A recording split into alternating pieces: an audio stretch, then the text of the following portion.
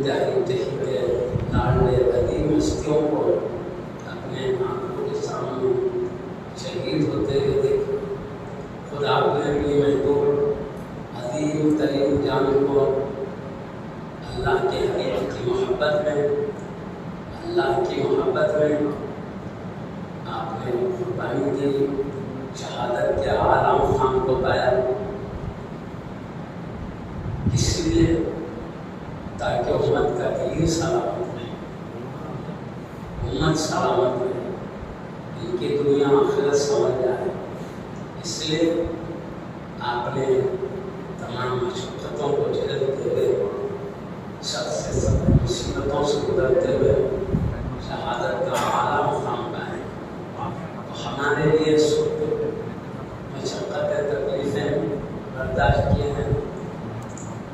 یہ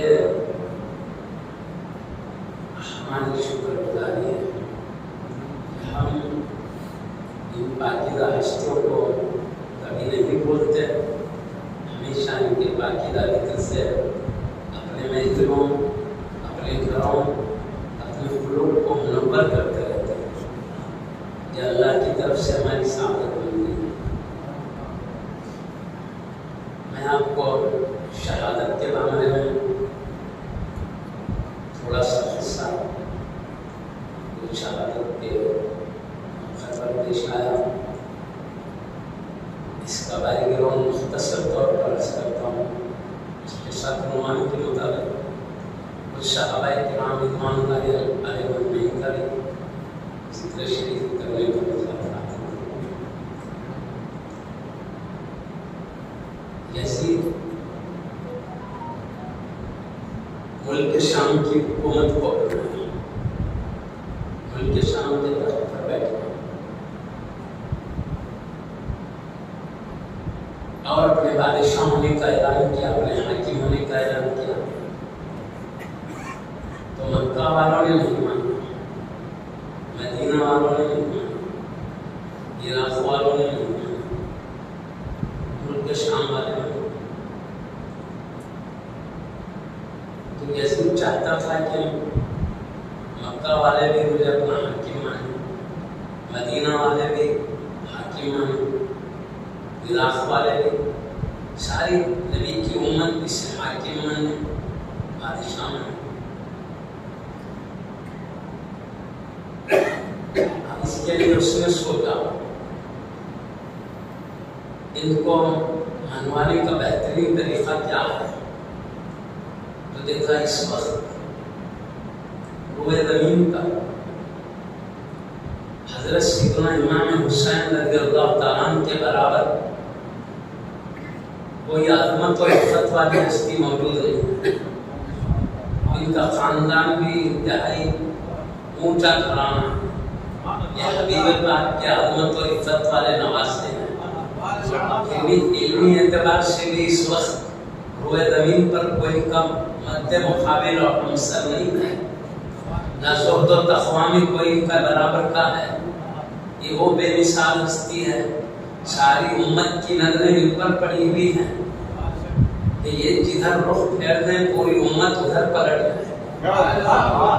اس لیے یزید نے چاہا امام حسین رضی اللہ عنہ کو منوا لو یہ بات کہ وہ مجھے حاکم کہہ دیں، مجھے بادشاہ کہہ دیں۔ امام حسین رضی اللہ عنہ کہہ دیں گے ہاں یزید کو ہم حاکم قرار دیتے ہیں، بادشاہ قرار دیتے ہیں، تو اس کی کوئی محنت کی ضرورت نہیں پیش آئے۔ ایسے ہی سب حبیب پاک کے عظمت و عزت والے نواسے کو دیکھیں گے، یہ کہہ رہے ہیں حاکم، پورا مکہ اس سے حاکم کہے گا، پورا مدینہ حاکم کہے گا، پورا عراق حاکم کہے گا، صرف ملک شام اکیلا نہیں لگ جائے گا۔ اس نے سوچا، اس لیے پورا زور اس بات پر تھا یزید کا کہ امام حسین رضی اللہ تعالیٰ عنہ کوئی بات منوا لیں گے، وہ مجھے حاکم مانے، بادشاہ مانے۔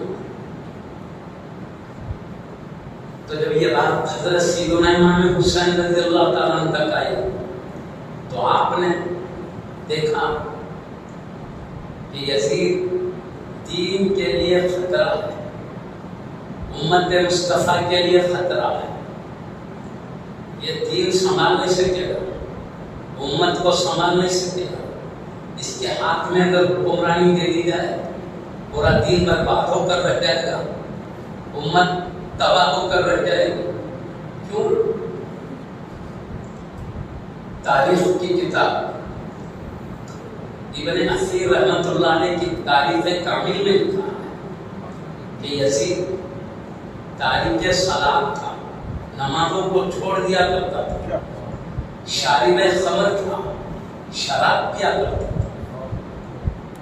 اور اس کی حکمرانی کی دور میں ایسی عورتوں سے نکاح کا رواج پا رہا تھا جن سے نکاح کرنے کو شریعت نے ہمیشہ کے لیے حرام کر دیا۔ تو اس طرح شریعت کی اور امتیں ختم ہو جاتی تھی. تو آپ دیکھا یہ خود اپنے آپ کو نہیں سنبھال سکتا ہے تو دین مصطفیٰ کو کیا سنبھالے گا. اس لیے آپ نے دیکھا اس کو حاکم مانا جائے, اس کو بادشاہ مانا جائے تو پورا دین کا دار و مدار تباہ ہو جائے گا, امت پوری برباد ہو جائے گی. لہذا آپ نے کہا تجھے حاکم نہیں مانا جا سکتا. خاصیوں کے نہیں, ہم کو حاکم اس کو حاکم نہیں مانے گی. تو یزیدی دوسرا منصوبہ یہ تھا کہ کئی فوج کو بھیجے گا, طاقت کے زور پر امام حسین رضی اللہ عنہ کو حاکم ماننے پر مجبور کیا جائے. اس کی خبر امام حسین رضی اللہ عنہ کو ہوئی تو آپ نے دیکھا کہ میرے ہاتھ کو اپنے ہاتھ میں لینے کے لیے اور مجھے اس پر مجبور کرے گا کہ میں یزید کو حاکم مانوں. میں تو ماننے والا نہیں. وہ طاقت کو بھیجے گا, قوت کو بھیج کر قوت کے زور پر مجھے حاکم منوانے کی کوشش کرے گا. تو یہ سارے مدینے والے میرے جانے والے غلام ہیں, سب میرے عاشق ہیں. میرے نانا جان کی یہ پاکیزہ یہ لال لے اس وقت تک میرا ایک خطرہ خون بھی نہیں رہنے دیں گے جب تک کہ یہ اپنا آخری خطرہ خون نہیں بہا دیں گے. تو جیسے ہی طاقت کے زور پر وہ آگے بڑھے گا, یہ میرے چاہنے والے آگے بڑھ کر میری دفاع کریں گے, میری حفاظت میں آگے بڑھیں گے, تو کیا ہوگا, بڑی جنگ ہو جائے گی, لڑائی ہو جائے گی. ایک تو یہ مقدس مقام مدینہ شریف, مدینہ شریف کی جو سرزمین ہے عظمت و عفت والی زمین ہے, شان و عفت والی زمین ہے. یہاں جنگ ہوگی تو اس زمین کی عظمت پامال ہوگی.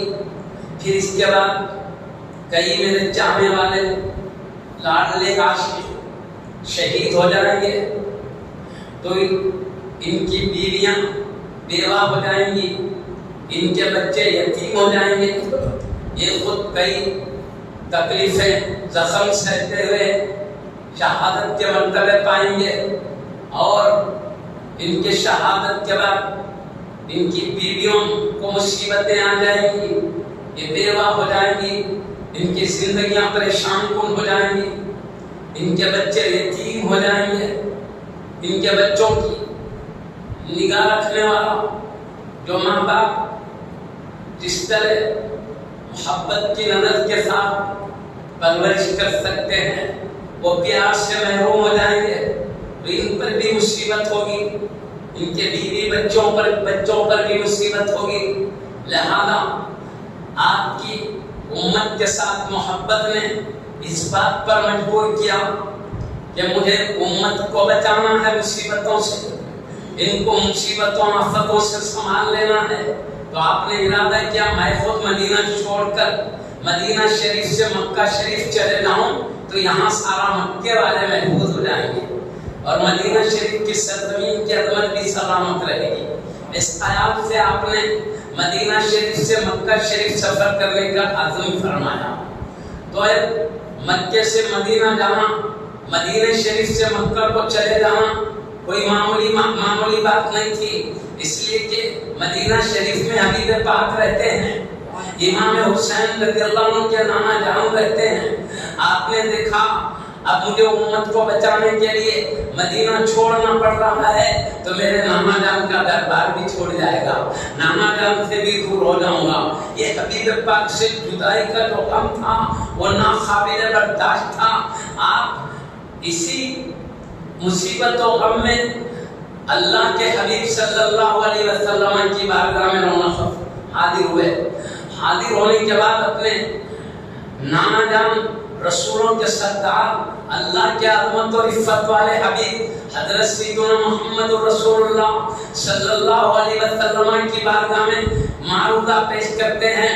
یا رسول اللہ صلی اللہ علیہ وسلم, دنیا کے کونے کونے کوشے کوشے سے آپ کے چاہنے والے عاشق بڑی بڑی دور کا سفر کر کے آپ کی دربار میں آتے ہیں تاکہ آپ کی بارگاہ کے خوف سے اپنے قلوب کو منور کریں. ایک دیدار آپ کے بارگاہ کا ہو جائے تو زندگی بھر کی تقدیریں ہماری سمجھ جائیں گی. سب ان جذبات سے دور دراز کا سفر کر کے آپ کی دربار میں آتے ہیں، لیکن آج آپ کے نوازے پہ یہ مصیبت آئی ہے. آپ کی امت کی حفاظت کے لیے انہیں آپ کی بارگاہ سے جدا ہونا پڑ رہا ہے، آپ کی بارگاہ سے جدا ہونا پڑ رہا ہے. انتہائی غم کے ساتھ، انتہائی رنج کے ساتھ اب یہ سوچ رہے تھے. غم بہت ہی زیادہ چھایا ہوا تھا، اسی غم کے عالم میں تھے. نیند لگ گئی، نیند جیسے ہی لگ گئی.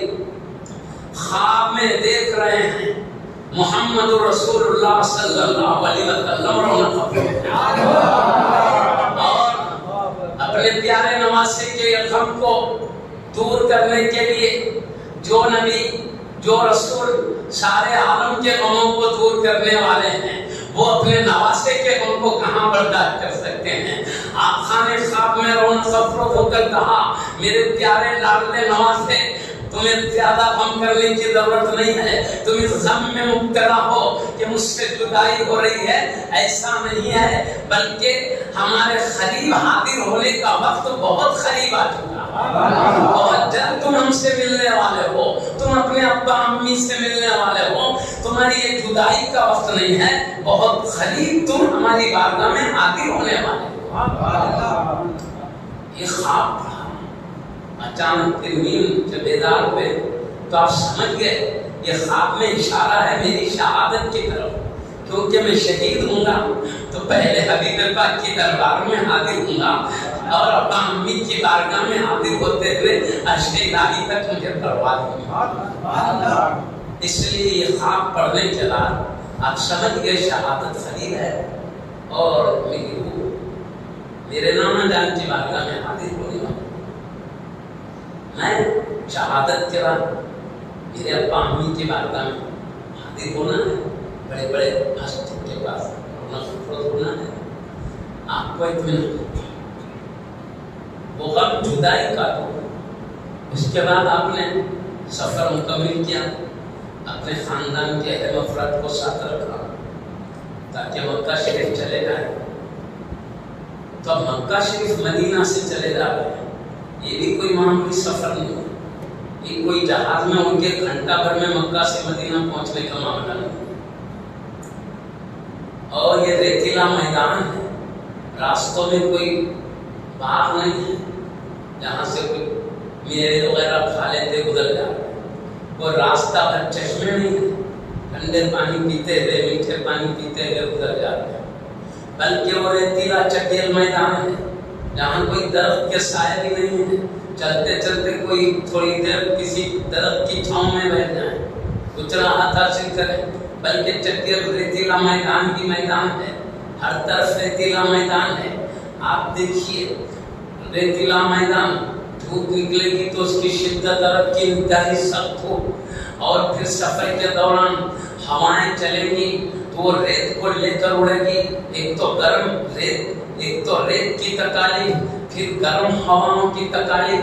اب یہ گزرنا کوئی معمولی گزرنا نہیں ہے، یہ دور وہ ہے پیدل یا گھوڑوں یا اونٹوں پر سفر کا ہے. مکہ شریف سے نکل کر مدینہ شریف پہنچنے کے لیے 1 مہینے کی مسافت لگ جاتی.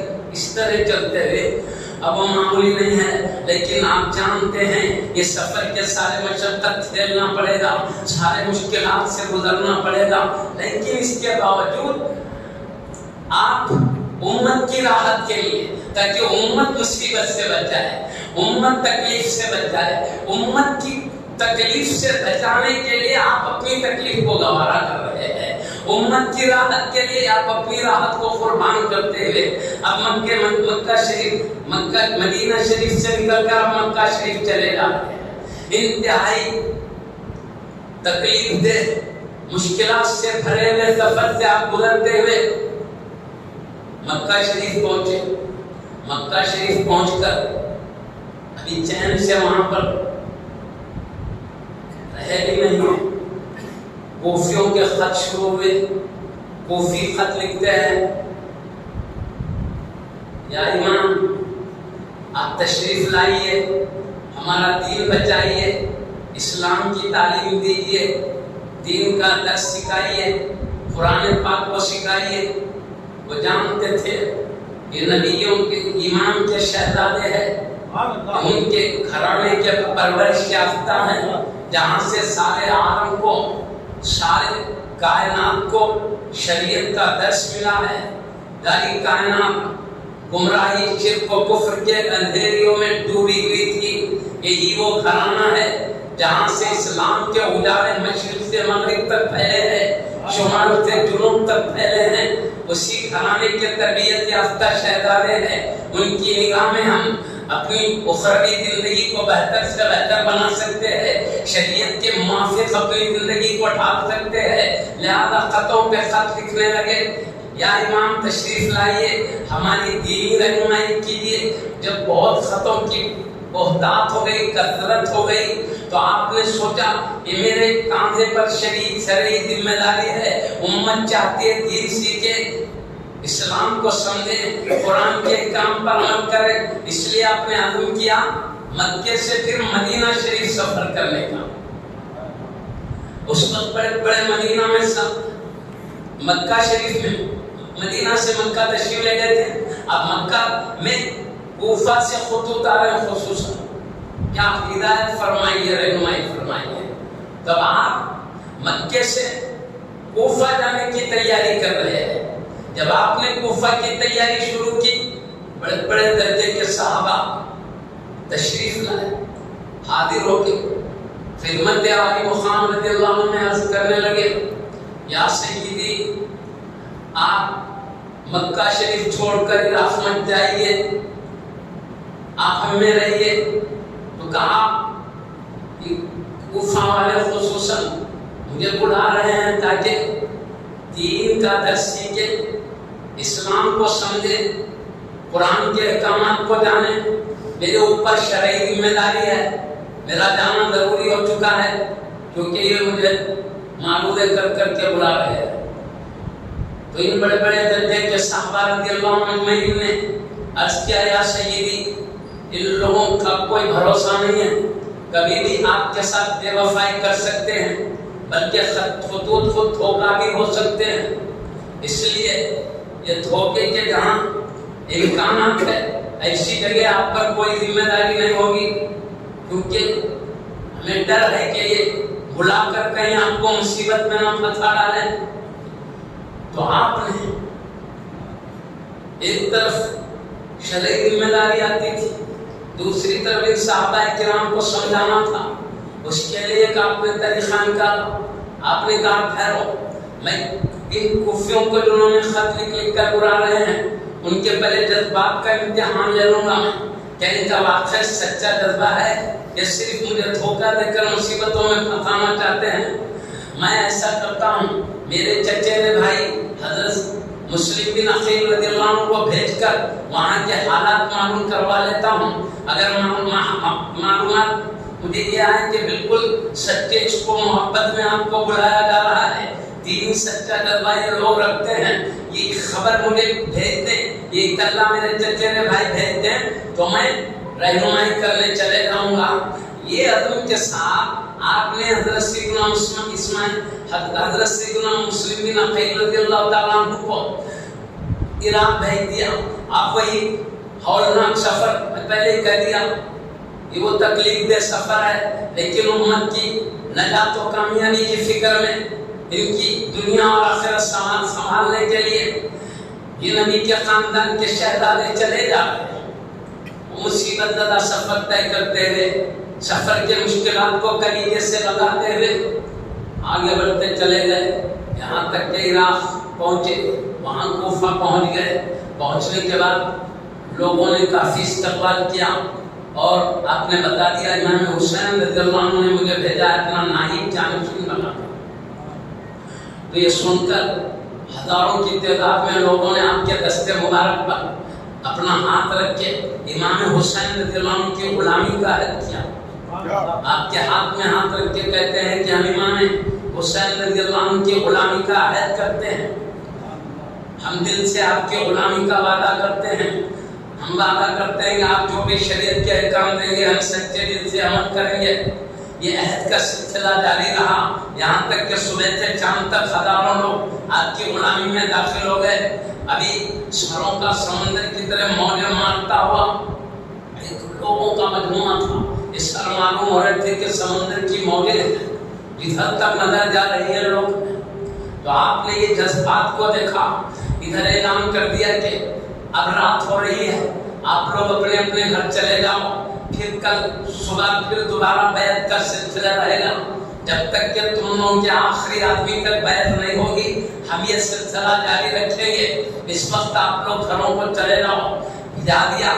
اور ان جذبات کو دیکھ کر کے ہزاروں لوگ ایک عشق کے جذبات میں آگے بڑھے ہیں۔ امام حسین رضی اللہ عنہ کی سچے دل سے غلامی کا عہد کر رہے ہیں، اس کو محسوس کیا تو آپ نے خط لکھا، لکھ کر ایک قاصد کے ذریعے بھیجا دیا، یا سیدی، یا امام عالی مقام رضی اللہ عنہ، یہ لوگوں کو میں دیکھ رہا ہوں صبح سے شام تک ہزاروں لوگ آپ کی غلامی میں داخل ہو گئے ہیں، اب یہ سلسلہ ہزاروں کی تعداد میں جاری ہے۔ یہ سچے جذبات نظر آتے ہیں، سمندر کی موجوں کی طرح امنگ پڑے ہیں آپ کی محبت میں۔ اچھا موقع ہے کہ آپ تشریف لائیے، انہیں آپ اسلام کی رہنمائی فرمائیے، قرآن پاک کا درس دیجیے، اچھا موقع ہے، امت سمجھ جائے گی۔ آپ رونق افروز جلد سے جلد تشریف لائیے۔ حضرت مسلم بن عقیل رضی اللہ عنہ جو حضرت امام حسین رضی اللہ عنہ کے چچیرے بھائی ہیں، اپنے 2 شہزادوں کو ساتھ لے کر گئے ہوئے تھے، تو ان کے خط کو پہنچنے میں، چونکہ میں پہلے کہہ دیا آج کے سب فون داروں کا دور نہیں ہے کہ وہاں سے بات کرتے منٹوں میں بات آ جائے، وہ بھی نہیں ہے، کوئی جہاز سے اٹھ کر گھنٹے میں خبر دے دے، وہ بھی نہیں ہے، وہ لمبا سفر مہینے بھر کا ہے، وہی سفر کے ذریعے آ کر یہ خبر دینے تک 1 مہینے کا فاصلہ لگتا ہے، تو وہ تشریف لائے قاصد آپ کا پیغام لے کر یہاں آنے تک تقریباً 1 مہینہ لگتا ہے۔ خط میں لکھا تھا سب سچے غلام نظر آتے ہیں، اس سمندر کی موجوں کی طرح موج مارتا ہوا نظر آ رہا ہے۔ یا امام علی مقام، یہ اچھا موقع ہے حبیب پاک کی امت کی اصلاح کا، ان کو شریعت کی تعلیم دینے کا۔ اب جلد سے جلد تشریف لائیے تاکہ یہ سب آپ کی غلامی میں آ کر اپنے دین کو سنوار سکیں۔ انہوں نے پورے جذبات لکھ دیے تھے اس میں، یہ پڑھے حضرت امام حسین رضی اللہ عنہ نے اس خط کو پڑھ کر جو بڑے بڑے صحابہ رضی اللہ عنہ مجمعین روک رہے تھے جانے سے، انہیں بلا کر بتایا دیکھو میرا بھائی یہ خبر دیا ہے کہ سب سچے جذبات میں نظر آتے ہیں، ہزاروں کی تعداد میں غلامی کا عہد کر چکے ہیں، ہزاروں لوگ غلامی کے عہد کے لیے بے چین ہیں، آپ جلد سے جلد تشریف لائیے۔ بڑے درجے کے صحابہ کو بتایا اب میرے بھائی کی کرلا کے بعد، ان کی گواہی شہادت کے بعد مجھے کوئی اسلامی عذر بھی نہیں ہے کہ میں سمجھ سکوں وہ ایک دھوکہ ہے، لہذا میری شرعی ذمہ داری مجھے جانے دیجیے۔ بڑے بڑے درجے کے صحابہ عرض کرتے ہیں پھر بھی ہمیں ڈر ہے، خوف ہے، لیکن امام حسین نے اپنے دینی ذمہ داری کا اظہار دیا، امت کو سے سیکھنا پڑے گا، تو مجبوراً صحابہ رضی اللہ عنہ نہیں خاموش ہو گئے، دل میں خوف تھا۔ اب حضرت مدینے سے مکہ گئے تھے امت کی جان بچانے کے لیے، ان کو مصیبتوں تکلیفوں سے بچانے کے لیے، اب مکے سے عراق جا رہے ہیں ان کا دین بچانے کے لیے، ان کی شریعت کو بچانے کے لیے۔ میں یہاں پر آپ کو ایک بات بتانا چاہتا ہوں، یقیناً امت اہل بیت کرام سے بے پناہ محبت کرتی ہے، ان کی چاہت میں کوئی شبہ نہیں ہے، لیکن اہل بیت بھی کچھ کم نہیں ہے، امت سے بڑھ کر ان پر اپنی چاہت ان سے محبت کرتے نظر آ رہے ہیں۔ یہ محبت ایک طرفہ نہیں ہے، امت اہل بیت کرام سے یقیناً سچی محبت کرتی ہیں تو اہل بیت کے محبت و پیار سے محروم نہیں ہے، بلکہ ان کی محبت سے کئی گنا اضافہ اہل بیت کرام کی محبت و پیار ان پر نچھاور۔ تو مکے سے مدینہ جا رہے ہیں جان بچانے کے لیے، اور مکے سے مدینے سے مکہ جا رہے ہیں امت کی جان بچانے کے لیے، اور مکے سے عراق جا رہے ہیں ان کا دین و ایمان بچانے کے لیے۔ چلے گئے وہی مشقتیں، وہی تکلیفیں، وہی آفتیں برداشت کرتے ہوئے جو اس سرزمین عرب پر پیش آتے رہتی ہے، ان مشقتوں کو برداشت کرتے ہوئے آگے بڑھتے چلے جا رہے ہیں۔ لیکن ہوا کیا، جب آپ خبر لکھے تھے 1 مہینہ پہلے کا لکھا ہوا تھا، آپ کو پہنچنے تک مہینہ ہو گیا تھا، اس دوران کوفے کے احوال بدل گئے اور آپ کے چاہنے والوں کو یزیدیوں نے آپ سے جدا کر دیا تھا، مختلف ہٹکنوں کے ذریعے، مختلف سازشوں کے ذریعے حضرت امام مسلم بن عقیل رضی اللہ عنہ سے جدا کر دیا تھا ان کے چاہنے والوں۔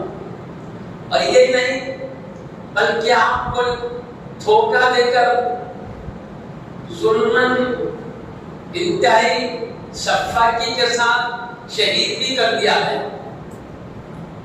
لیکن یہ واقعہ کب پیش آیا شہادت کا؟ حضرت امام مسلم بن عقیل رضی اللہ عنہ کی شہادت کا واقعہ جبکہ آپ ادھر سے مکہ شریف سے عراق جانے کا ارادہ کر رہے ہیں، جس دن آپ سفر کے لیے نکل رہے ہیں اسی دن آپ کے بھائی کو شہید کر دیا گیا ہے، لیکن آپ کو اس کی خبر نہیں۔ اب آپ اسی دن سفر کے لیے نکلے جس دن آپ کے بھائی کو شہید کر دیا گیا۔ آپ کے ساتھ جو شہزادے تھے آپ کے چچیرے بھائی مسلم بن عقیل، ان کو بھی انتہائی تکلیف کے ساتھ شہید کر دیا۔ اب حضرت جا رہے امام حسین رضی اللہ تعالیٰ چلتے چلتے عراق کی سرزمین پہنچے، کربلا کے میدان تک گئے۔ کربلا کے میدان کو پہنچنا تھا، وہاں پر پہلے سے ہی جیسے کو پتہ چل چکا تھا امام حسین رضی اللہ عنہ عراق تشریف لا رہے ہیں، سارا کوفہ ان کی غلامی کی طرف مائل ہو چکا ہے۔ اب میری سلطنت الٹ جائے گی، تو وہی کوشش کر کے سازش کر کے امام مسلم رضی اللہ عنہ سے چاہنے والوں کو دور کیا۔ پھر دوسری بات امام مسلم رضی اللہ عنہ کو شہید کیا۔ اس کے بعد یہاں ایک فوج بھیجی گئی، حضرت عمر رضی اللہ عنہ 1000 فوج کے افسر تھے، وہ یزید کی طرف سے امام حسین رضی اللہ عنہ کو روکنے کے لیے بھیجے گئے۔ جیسے آپ کربلا کے میدان میں پہنچے، اس فوج نے 1000 کی تعداد میں تھی، جس کے سپہ سالار حضرت عمر رضی اللہ عنہ تھے۔ میں اس لیے حضرت عمر رضی اللہ عنہ پورے احترام سے نام لے رہا ہوں، اور روک رہے تھے ضرور ایک فوجی افسر ہونے کی حیثیت سے، ایک ذمہ داری کی حیثیت سے، لیکن دل میں اہل بیت کی اعلیٰ درجے کی محبت، بلکہ جس وقت 10 محرم الحرام کو جنگ ہوئی، سب سے پہلے امام حسین رضی اللہ عنہ کے دربار میں معافی چاہ کر اور اجازت لے کر سب سے پہلے امام حسین رضی اللہ عنہ کے قدموں میں اپنی جان نچھاور کرنے والے بھی آپ جب روک رہے تھے تو اتنا نہیں سمجھے تھے کہ معاملہ جنگ تک چلے جائے گا، معاملہ امام حسین رضی اللہ عنہ کی شہادت تک چلے جائے گا۔ وہ صرف یہ سمجھ رہے تھے کہ صرف مصالحت ہوگی، آخرکار مصالحت سے کام چل جائے گا، کیونکہ ان کو فی الحال یہ کہا گیا تھا ان کو روک کے رکھو، ان سے کہہ دینا یزید کو بڑا بادشاہ تسلیم کر لو، حاکم مان لو۔ وہ مان لے تو پھر ان کی مرضی کے موافق وہ جہاں چاہیں تشریف لے جائیں، ان کو عادت۔ اگر وہ مجھے حاکم نہیں مانیں گے روک کے رکھو، تاکہ ان کو کسی بھی طریقے سے حاکم ماننے پر مجبور کیا جائے۔ تو حضرت حور رضی اللہ عنہ بے پناہ محبت رکھتے تھے، لیکن وہ یہ نہیں سمجھتے تھے کہ شہادت تک معاملہ جانے والا، وہ یہ سمجھتے تھے کہ صلح پر معاملہ کبھی نہ کبھی ختم ہوگا، اس لحاظ سے آپ نے روکا تھا۔ پھر آخر میں سب سے پہلے آپ جان بھی نچھاور کیا، اس لیے میں بڑے ادب سے نام لے رہا ہوں، نہیں تو آپ سوچیں گے وہ یزیدی فوج ہے، امام حسین کو روکنے آئی اور افسر کو رضی اللہ عنہ کہہ رہے ہیں۔ میں سوچ حضرت سیدنا حور رضی اللہ تعالیٰ عنہ کی نگرانی میں 1000 کی فوج بھیجی گئی، اب انہوں نے روک دیا، کہا یزید کا حکم ہے، آپ کو ایک پیغام پہنچا دیں کہ یزید کو آپ حاکم مان لیں، بادشاہ مان لیں، اور نہیں مانتے ہیں تو آپ کو روک دینے کا حکم ہے۔ حضرت امام حسین رضی اللہ عنہ نے فرمایا میں ہر مصیبت کو برداشت کر سکتا ہوں لیکن یزید کو حاکم نہیں مان سکتا، اس لیے کہ دین کو خطرہ ہے، ایمان کو خطرہ ہے، امت کو خطرہ ہے کہ ان کا دین برباد ہو جائے، کیونکہ یزید اس سے امید نہیں ہے کہ دین کو سنبھال سکے۔ اس لیے حضرت امام حسین رضی اللہ عنہ نے انکار کر دیا اس کو بڑا ماننے سے، ایسے روک دیا گیا آپ کو۔ پھر اور فوج بھیجی گئی، جتنی فوج بھیجنا تھا بھیجا، لیکن جتنی بھی فوج بھیجو آپ اپنے جو حق کا مضبوط ارادہ تھا اس پر ثابت قدم تھے، یہاں تک کہ پہلی محرم الحرام کو آپ پہنچ چکے تھے رات کو، جب سے تقریباً 7 محرم الحرام تک خیمہ لگا کر خاندان والے تھے ساتھ میں، اور جب غلام ساتھ ہو گئے تھے، رستے میں خدمت کے لیے اہل بیت کرام کی خدمت کے لیے، اور امام حسین لڑنے کے لیے نہیں گئے تھے، لڑنے جاتے تو مکہ مدینہ کے سارے نوجوان آپ کے ساتھ، صرف آپ دینی رہنمائی کے لیے تشریف لے جاتے تھے تاکہ ان کو پیغام پہنچائیں، یہ مطلب تھا۔ آپ ایک ہادی رہنمائی کی حیثیت سے، مرشد برحق کی حیثیت سے تشریف لے جاتے تھے، بس یہ شام تھی اس لیے صرف خاندان والے ہی ساتھ تھے، اور اس میں بھی عورتیں ہیں، بیمار ہیں، دودھ پیتے بچے ہیں، اس لیے کہ سیدنا علی اصغر رضی اللہ عنہ جو آپ کے شہزادے ہیں، ابھی کم عمر دودھ پیتے بچے 6 مہینے کی عمر، اور حضرت سیدنا زین العابدین رضی اللہ عنہ جو آپ کے بڑے فرزند ہیں، 22 سال کی عمر ہے، آپ بیمار ہیں، اور آپ کے ازواج مطہرہ شہر بانو وغیرہ عورتیں ہیں، حضرت سکینہ رضی اللہ عنہ عورتیں ہیں، عورتیں دودھ پیتے بچے بیمار، یہ لڑنے نہیں جایا کرتے، خاندان والے تھے، بس امت کی رہنمائی کے لیے نکلے تھے، ورنہ لڑنے کا ارادہ ہوتا تو سارا مکہ اور مدینہ آپ کے ساتھ ہو جاتا تھا۔ تو اب اس انداز سے آپ گزر رہے تھے، آپ کو روک دیا گیا، رک گئے تو آپ کو وہی کہا گیا حاکم مان لو، آپ نے نہیں مانا، حاکم نہیں مانا، ثابت قدم۔ تو 7 محرم الحرام کو کیا ہوا، دریا پر پہرا لگا دیا گیا، وہ حکمت کیا تھی، پانی ملنے نہ دیا جائے اہل بیت کرام کو، پیاس کی شدت کی وجہ سے کم گھبرا کر تب تو حاکم مان لیں گے، تب تو بادشاہ تسلیم کر لیں گے، پیاس کی شدت کی وجہ سے پانی روک دیا گیا، پانی کے اطراف فوج کا پہرا ہے، لیکن پھر بھی آپ حق پر ثابت قدم پہاڑ کی طرح، بڑی بڑی آفتیں تکلیفیں آپ سے ٹکرا رہی ہے، ٹکرا کر وہ پاش ہو جا رہی ہے، لیکن آپ کے ثابت قدمی میں ذرا جنبش نہیں آنے پاتا۔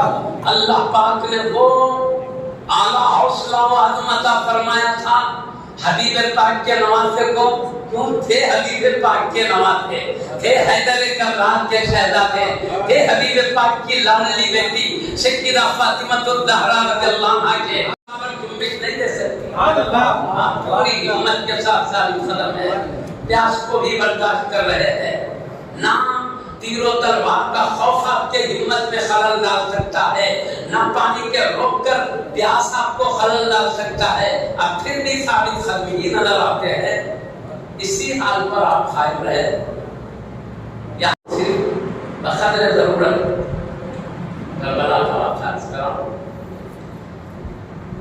حضرت امام حسین رضی اللہ عنہ کو 10 محرم حرام کو لڑائی شروع ہوئی۔ آپ جانتے ہیں آپ کے ساتھ آنے والے خادم ایک ایک کر کے آپ کے خدموں پر جان نچھاور کرتے رہے، آپ کے خاندان والے شہزادگان آپ پر جان نچھاور کرتے رہے، کیونکہ آپ کے خاندان میں امام حسن رضی اللہ عنہ کے شہزادے ہیں، سیدنا علی رضی اللہ عنہ کے وہ شہزادے جو سیدہ فاطمہ الزہرا رضی اللہ عنہ سے ہٹ کر اس کی بھی نیچے شہزادے ہیں، وہ تقریباً 5 شہزادے وہ ہیں دوسری زوجہ مطہرہ کے، اور مسلم بن عقیل رضی اللہ تعالیٰ عنہ کو پہلے گئے تھے وہ شہید ہو گئے اپنے 2 شہزادوں کے ساتھ، ان کے کئی بھائی آئے ہوئے ہیں یہاں پر تقریباً 4 یا 3 بھائی وہ ہیں۔ پھر امام حسن رضی اللہ عنہ کے 4 شہزادے ہیں، حضرت قاسم رضی اللہ عنہ، حضرت عبداللہ رضی اللہ عنہ، حضرت ابو بکر رضی اللہ عنہ، حضرت عمر رضی اللہ عنہ۔ یہ ابو بکر عمر یہ خلفاء راشدین خلفاء وہ ہیں۔ امام حسن رضی اللہ عنہ نے اپنے شہزادوں کے نام ابو بکر عمر ان کے شہزادے نہیں، کیونکہ میں بولوں آپ کو صحابہ کرام میں اہل بیت کی بے پناہ محبت تھی، تو اہل بیت میں صحابہ کی بے پناہ محبت، یہ آپس میں وہ محبت رکھتے تھے۔ اگر ہم وہ منظر دیکھ لیں تو ہم اپنے آپ کو بہت دور پائیں گے، ان میں جو پیار محبت تھا ہم نہیں پا سکتے، وہ محبت انتہائی درجے اعلیٰ تھا۔ تھوڑا میں وہ بھی منظر پیش کر دوں ان کے پیار و محبت کے 1-2 مثالوں کے ذریعے، تاکہ معلوم ہو کہ آپ کیسے صحابہ کرام اہل بیت سے چاہت و محبت رکھتے تھے، پیار رکھتے تھے، اور اہل بیت کا کی چاہت کا نرالا انداز صحابہ کے ساتھ کیسے تھا۔ تھوڑا میں وہ بھی منظر چند کلمات کے ساتھ عرض کر دیتا ہوں، تاکہ ہم ان کی محبتوں کو دیکھ کر آپس میں ہم محبت کرنا سیکھیں۔ معزز سامعین کرام، آپ کو بتاؤں اور اس کے ساتھ میں چاہتا ہوں کہ ایسے واقعات بھی بڑی وقت میں جاتے ہیں، ایسے واقعات بھی جس میں ہونے والے شکوک بھی دفع ہو جائیں اور صحابہ کرام کے اہل بیت کے ساتھ محبت کا انداز بھی ظاہر ہوتا ہے۔ بس شکوک بھی دفع ہو جائے، ایک ہی واقعے میں 2 چیزیں ہم کو مل جائیں۔ میں اسی باتیں بھی عرض کرتا ہوں۔ سب سے پہلے حضرت سیدنا صدیق اکبر رضی اللہ عنہ کا اہل بیت کے ساتھ محبت کا معاملہ، کئی مثالیں نہیں، بہت ساری مثالیں ہیں۔ اپنے آپ کے ساتھ صحابہ کرام کی عظمتیں بھی ہیں، ان کی عظمتوں میں اہل بیت سے محبت کرنا یہ بھی عظمت میں شامل ہے، اور دیگر عظمتیں اپنی جگہ، یہ پہلو بھی ان کی شان والا۔ معزز سامعین کرام، حضرت سیدنا صدیق اکبر رضی اللہ تعالیٰ سارے مومنین کے امیر ہیں، پیارے نبی کے ڈائریکٹ خلیفہ ہیں، اور اپنے خطبوں میں سنتے رہتے ہیں۔ اب جب درود بھیجتے ہیں تو پہلے حبیب پاک کا بھیجتے ہیں، پھر صدیق اکبر کیا کہتے ہیں؟ خطیب صاحب افضل البشر بعد الانبیاء بالتحقیق سیدنا ابو بکر صدیق۔ سارے بشر میں انبیاء کے بعد سب سے افضل بالتحقیق سیدنا ابو بکر۔ کلمات تو یہ امت میں سب سے اعلیٰ مقام رکھتے ہیں، ان کی سیرت ہمارے لیے بہترین نمونہ ہے پوری مومنین کے لیے۔ وہ امیر المومنین ہے، سارے مومنین کے لیے نمونہ ہے۔ تو ہر معاملے میں اہل بیت کرام سے محبت کے معاملے میں آپ کو عرض کر دیتا ہوں۔ حضرت پیارے نبی محمد رسول اللہ صلی اللہ علیہ وسلم کے رسالے شریف کے بعد سیدنا صدیق اکبر رضی اللہ عنہ کو خلیفہ منتخب کیا۔ میں آپ کو بولوں، یہ اللہ نے دنیا کو چند روز کے لیے پیدا کیا، کئی روز ختم ہو گئے، تھوڑے روز باقی رہ گئے، مطلب ہزاروں سال ختم ہو گئے، کچھ 100 سال باقی رہ گئے۔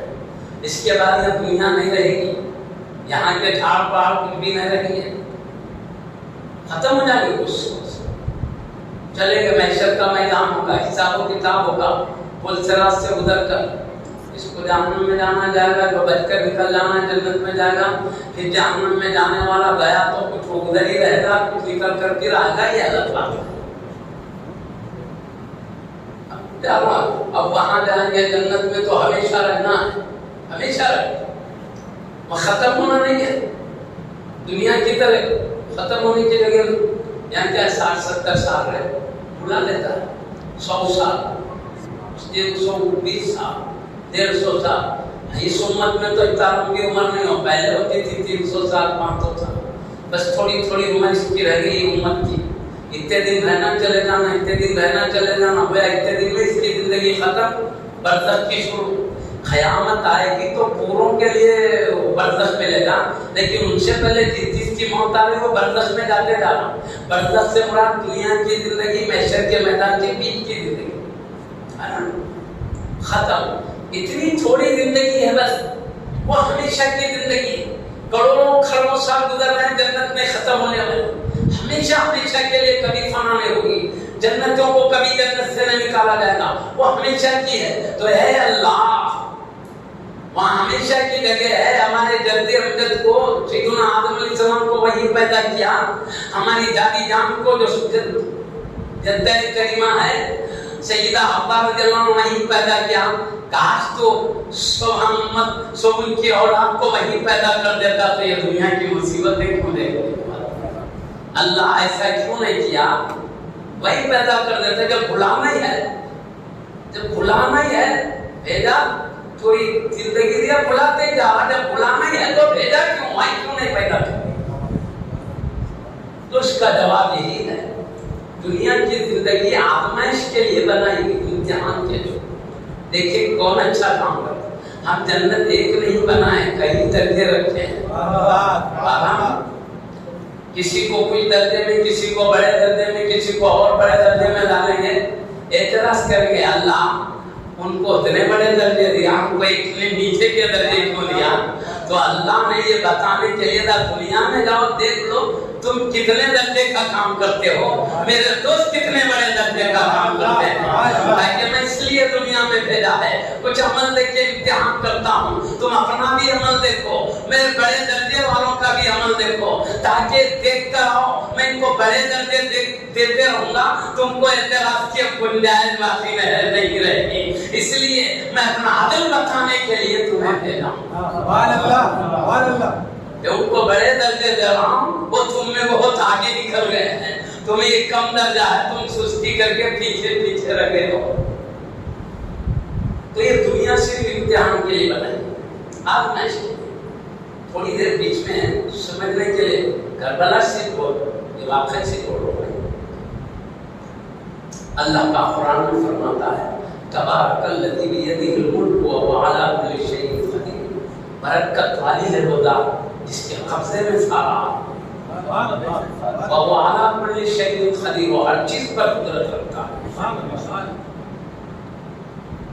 الذی خلق الموت والحیاۃ لیبلوکم ایکم احسن عملا، وہ ذات جس نے موت اور زندگی کو پیدا کیا، دیکھیں کون اچھا کام کرتا ہے۔ دنیا کی زندگی موت کی بات کر رہا بھائی، کیوں نہیں پیدا کیا یہاں، کیوں؟ دیکھیں کون اچھا کام کرتا ہے۔ اس وقت ہمیں اللہ کو اپنے اچھے کام دکھانا ہے، سمجھے نہیں؟ اچھے کام میں یہ بھی ہے بزرگوں کا ادب دکھانا ہے، گستاخیاں، اچھے کام میں بڑوں کا ادب دکھانا ہے، بے ادبیاں نہیں۔ جو ادب کرے گا پار ہو جائے گا، ایمان پہ خاتمہ ہو جائے گا، جو بے ادبیاں کرتے رہے گا بری موت مر جائے گا۔ یہ بھی ہے، وہ تفسیر میں جانا نہیں ہے، مگر اس میں یہ بھی پہلو ہے۔ میں اس لیے عرض کروں، پیارے نبی نے فرمایا آخری زمانے میرے محبوب بندوں کے خلاف بولا جائے، میرے صحابہ کے بھی خلاف بولا جائے گا، اس لیے تم خبردار ہو۔ پیارے نبی باخبر تھے، اہل بیت کرام صحابہ اکرام اولیاء اللہ سب کا اکرام ہمارے لیے ضروری کر دیا تھا، پیارے نبی نے نئے اکرامات دیے۔ تو معزز سامعین گرامی امتحان کے لیے بھیجا، تو اللہ کن باتوں سے امتحان لے رہا کیسے معلوم ہونا؟ اللہ ڈائریکٹ ہمارے دل میں بات ڈالے گا، اللہ سے لینے کی ڈائریکٹ ہمیں صلاحیت ہی نہیں، کیونکہ اللہ کا کلام وہ جلال والا ہے۔ لو انزلنا هذا القرآن على جبل لرأيته خاشعا متصدعا من خشية الله۔ اے حبیب ہم اس کلام کو پہاڑ پہ بھی اتارتے تو تم دیکھ لیتے، پہاڑ بھی اللہ کی عظمتوں کے آگے عاجزی کرتا ہوا خوف سے پاش ہو جاتا۔ تو اللہ کہہ رہا مضبوط پہاڑ میرا کلام نہیں سنبھال سکتا، ہمارے خط پہ آتا تو ہمارا نازک دل کیسے سنبھال سکتا؟ اس لیے اللہ نے انبیاء کرام کا انتخاب کیا جو اعلیٰ درجے کی طاقت ان کا خبر رکھتا ہے، نورانی روح ان کی ہے، ان کی قلب میں اعلیٰ درجے کی طاقت ہے، وہ اللہ سے کلام سنبھالنے کی طاقت رکھتے ہیں، ان تک پہنچانے کی شان رکھتے ہیں۔ اس لیے انبیاء کرام کا انتخاب ہوتا رہا تاکہ دنیا میں ہم کو آزمائش کے لیے بھیجا گیا، تو کن باتوں سے آزمایا جا رہا ان باتوں کو بتانے کے لیے، اور سب انبیاء آتے رہے، رسول اکرام تشریف لاتے رہے، پیارے نبی کو محمد رسول اللہ صلی اللہ علیہ وسلم کو آخری نبی بنا کر اللہ نے بھیجا۔ جب آپ آخری نبی ہیں، اب آخری نبی بنائے گئے ہیں، آپ کے بعد کوئی نبی آنے والے نہیں ہیں۔ عیسیٰ علیہ السلام آئیں گے مگر وہ آ کر نبی نہیں بنیں گے، پیارے نبی سے پہلے نبوت کر چکے ہیں، وہ بعد میں آئیں، جو بعد میں آئے پہلے نبوت کر چکے ہیں۔ کوئی نیا نبی نہیں پیدا ہوگا حبیب پاک کے بعد، سمجھ رہے؟ اس لیے کوئی نبی نیا نہیں پیدا ہوگا، اس لیے پیارے نبی آخری نبی ہیں، اس لیے حبیب پاک کے پردہ کرنے کے بعد امت کے دین کی حفاظت کون کریں گے؟ کوئی رہنما کی ضرورت ہے۔ بکریاں چرانے کے تک بکریوں کے لیے تک ایک رہنمائی چاہیے، جب تک بکریوں کی دیکھ بھال نہ کرے، کچھ بکریاں ادھر کچھ ادھر ہوں گی، بکریوں کا معاملہ گرم ہو جائے گا۔ بکریوں کے لیے رہنمائی چاہیے تو اشرف المخلوقات انسان کے لیے کہتے رہنمائی کی ضرورت، مگر نبوت ختم ہے، اور اللہ کے حبیب صلی اللہ علیہ وسلم نے صاف لفظوں میں فرما دیا میں آخری نبی، اگر میرے بعد بھی نبوت باقی رہتی تو عمر ضرور نبی بن جاتے، یعنی کوئی نبی بننے والے نہیں ہیں، میں آخری نبی ہوں، اگر بات بھی رہتی تو عمر ضرور نبی بن جاتے، نبی نے فرمایا۔ تو مطلب کیا؟ عمر فاروق اعظم رضی اللہ عنہ میں اتنی صلاحیت ہے کہ بارے نبوت سمجھ سکتے ہیں۔ یہی سے ہم کو اشارہ ملا جو نبوت کا بات سنبھال سکتے ہیں وہ نبی نہیں بن سکے، تو جو نبوت سنبھال نہیں سکتے وہ نبی کیسے بن سکتے ہیں؟ اس لیے قیامت تک کتنے جھوٹے نبوت کا دعویٰ کرنے والے ہیں، سب جھوٹے ہیں، کوئی بھی نبی نہیں ہے۔ نبی ہوتے تو سب سے پہلے پیارے نبی کے بعد عمر فاروق اعظم بن جاتے، کیونکہ نبی نے فرمایا میرے بعد بھی نبوت ہوتی عمر فاروق اعظم ضرور نبی بن جاتا۔ ان میں اتنی صلاحیت ہے، ولایتوں سے ہٹ کر نبوت کے بات کو سنبھالنے کی صلاحیت ہے، ان سے بڑھ کر طاقت صدیق اکبر رضی اللہ عنہ کی۔ اس لیے حضرت مجدد الفسانی رضی اللہ عنہ فرماتے ہیں یہ دو ہستیاں اخلاق نبوت کے پرتو میں رہتے ہیں، جہاں ولایتوں کی انتہا ہوتی ہے وہاں شیطان کی عظمتوں کی ابتدا ہوتی ہے، اور جہاں ان کی انتہا ہوتی ہے وہاں نبوت کی ابتدا ہوتی ہے، اس مقام پر آپ آئے ہیں۔ تو جو ایسے اعلیٰ مقام والے وہ نبی نہیں بنتے، کیوں؟ پیارے نبی آخری بعد میں اگر کوئی نبوت کا دعویٰ کرے چلتے چلتے یہ بھی مسئلہ ہو، پیارے نبی پہلے بولے میرے بعد کوئی نبی نہیں، البتہ جھوٹے دعوے کرنے والے کو یہ جھوٹے دعوے کرنا نبی کے سچے ہونے کی دلیل ہے۔ نبی کو پہلے ہی میں معلوم تھا، اللہ کے نبی جانتے ہیں جھوٹے دعوے کرنے والے، ان کو دیکھ کر مصطفیٰ کی سچائی سمجھ میں آ رہی ہے۔ بہرحال میں عرض کر رہا تھا حضرت سیدنا صدیق اکبر رضی اللہ عنہ پوری امت میں اعلیٰ مقام رکھتے ہیں، انبیاء کے بعد سب سے برتر و اعلیٰ جمہور اہل سنت کا متفقہ فیصلہ ہے.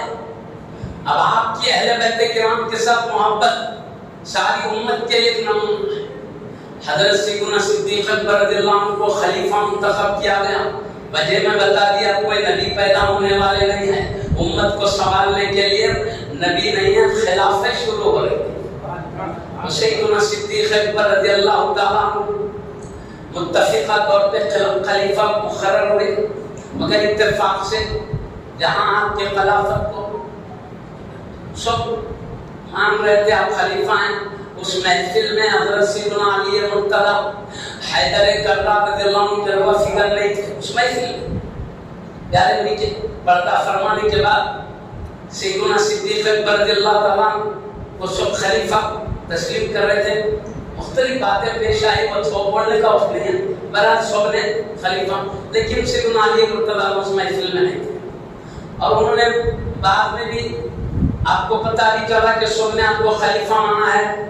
ابھی آپ نے سیدنا علی مرتضی, ابھی آپ نے صدیق اکبر رضی اللہ عنہ کے خلیفہ ہونے کا اعلان نہیں فرمایا, مطلب سب خلیفہ مان لے, لیکن صدیق اکبر نے ابھی آپ نے اعلان نہیں فرمایا. اچھا یاد رکھو میں کیا بولنا چاہتا ہوں, محبت بتا دیتا ہوں, آگے کا واقعہ سنیں گے تو آپسی محبت معلوم ہوگی. ایک ایک نمونہ بڑوں کا ہم دیتے تھے. اس کے بعد تاکہ آپسی ان کی محبت آپ تک ان کی محبت سے دوری کا دری دری باتوں پہ عداوت یا دشمنیاں ہمارے بڑوں کو دیکھ کر ہم محبت سے, اس لیے میں کروں. سیدنا صدیق اکبر رضی اللہ عنہ حبیب پاک صلی اللہ علیہ وسلم کی ایک بات یاد رکھیے, نماز جنازہ پیارے نبی صلی اللہ علیہ وسلم کی نماز جنازہ نہیں جیسے اوروں کی ہوتی ہے. ایک امام ہے, پیچھے سو مصلی کھڑے ہیں, اللہم اغفر لحینا و میتنا و شاہدنا و غائبنا, اللہ ہمارے مردوں کو, زندوں کو, حاضر کو, غائب کو بخیر. مصطفیٰ کے سامنے کہیں ہمارے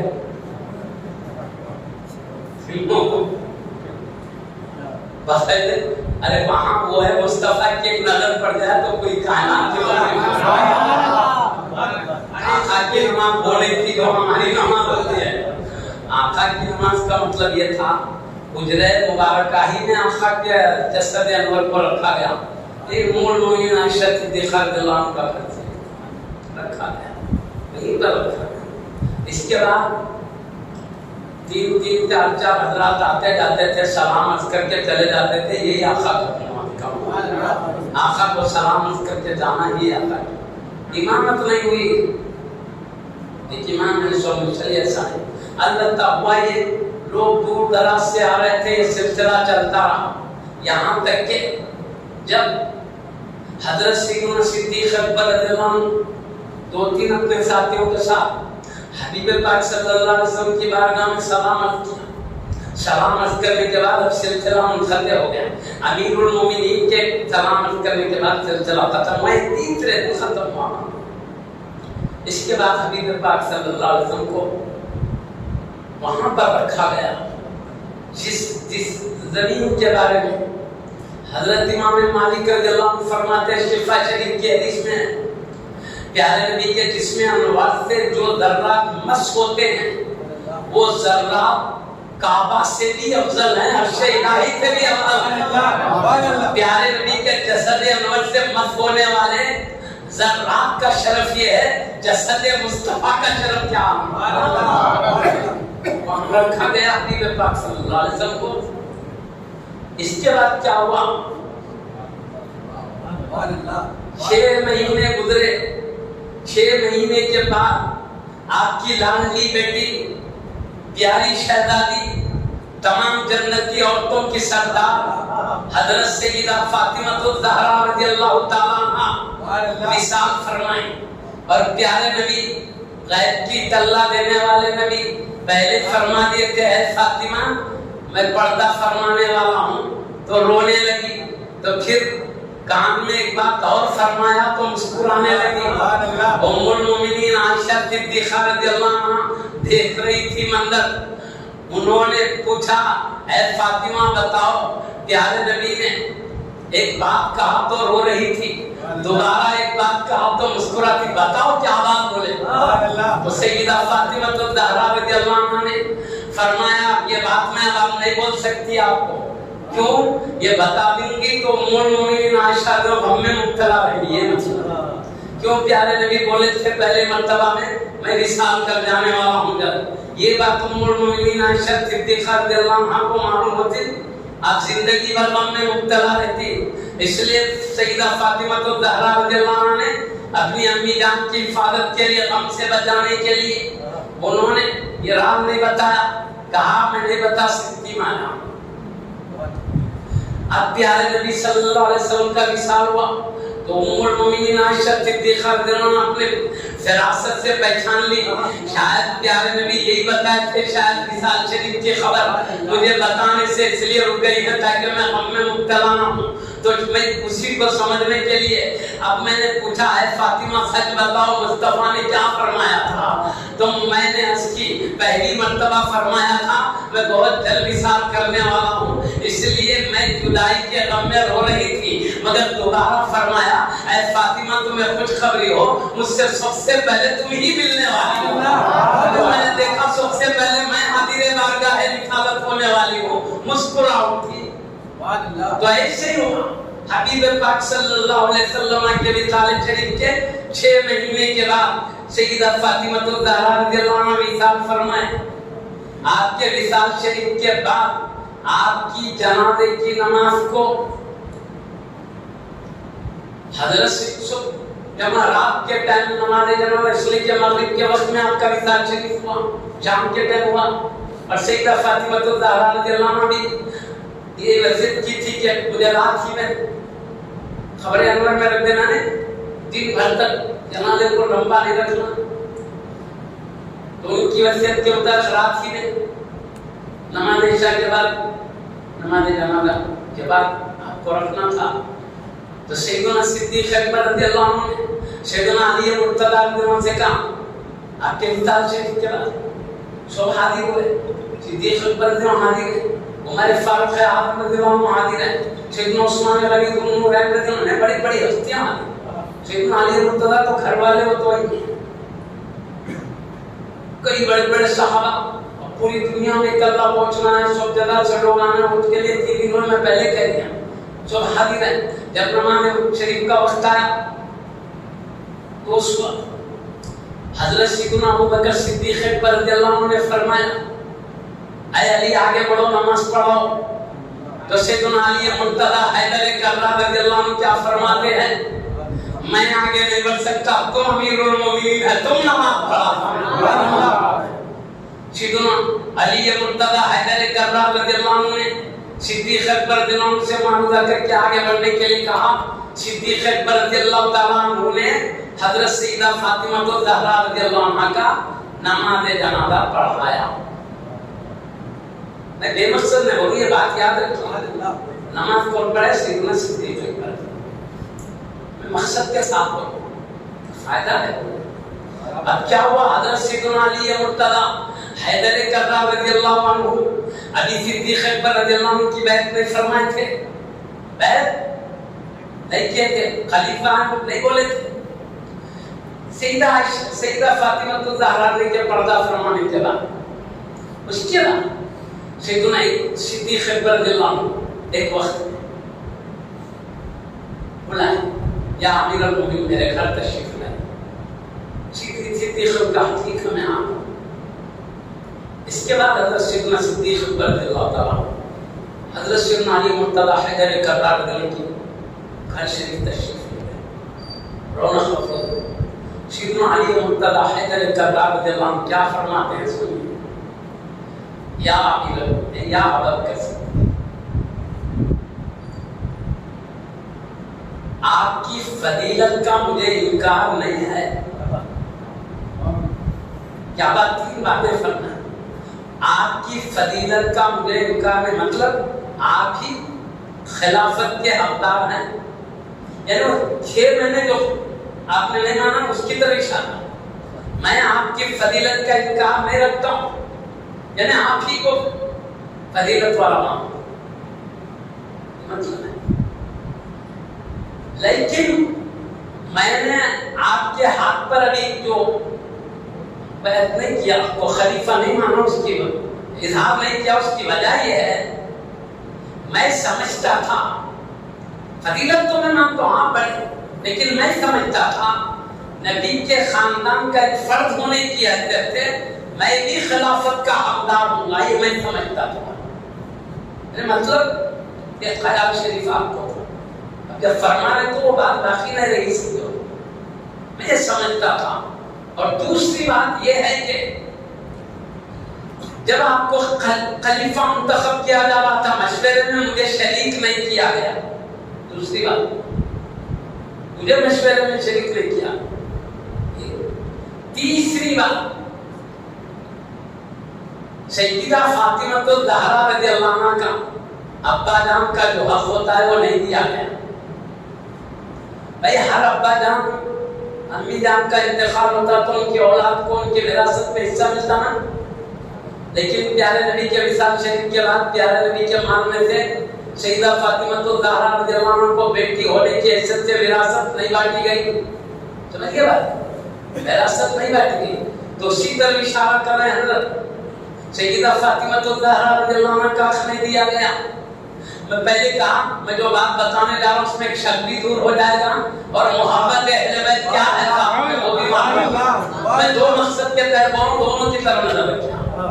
شبہ یہ ہوتا ہے صدیق اکبر نے انہوں نے پیارے نبی کی بیٹی پر ظلم کیا، یہ ظلم کیا کہ ان کا حق ان کو نہیں دیا۔ ہر باپ کی وراثت تقسیم ہوتی ہے اولاد پر، لیکن پیارے نبی کے دولت کو، پیارے نبی کی جو جائیداد تھی اس کو ان کی بیٹی میں تقسیم نہیں کیا گئی ہے۔ علی مرتضی وہی فرما رہے بیٹی کا حق نہیں دیا۔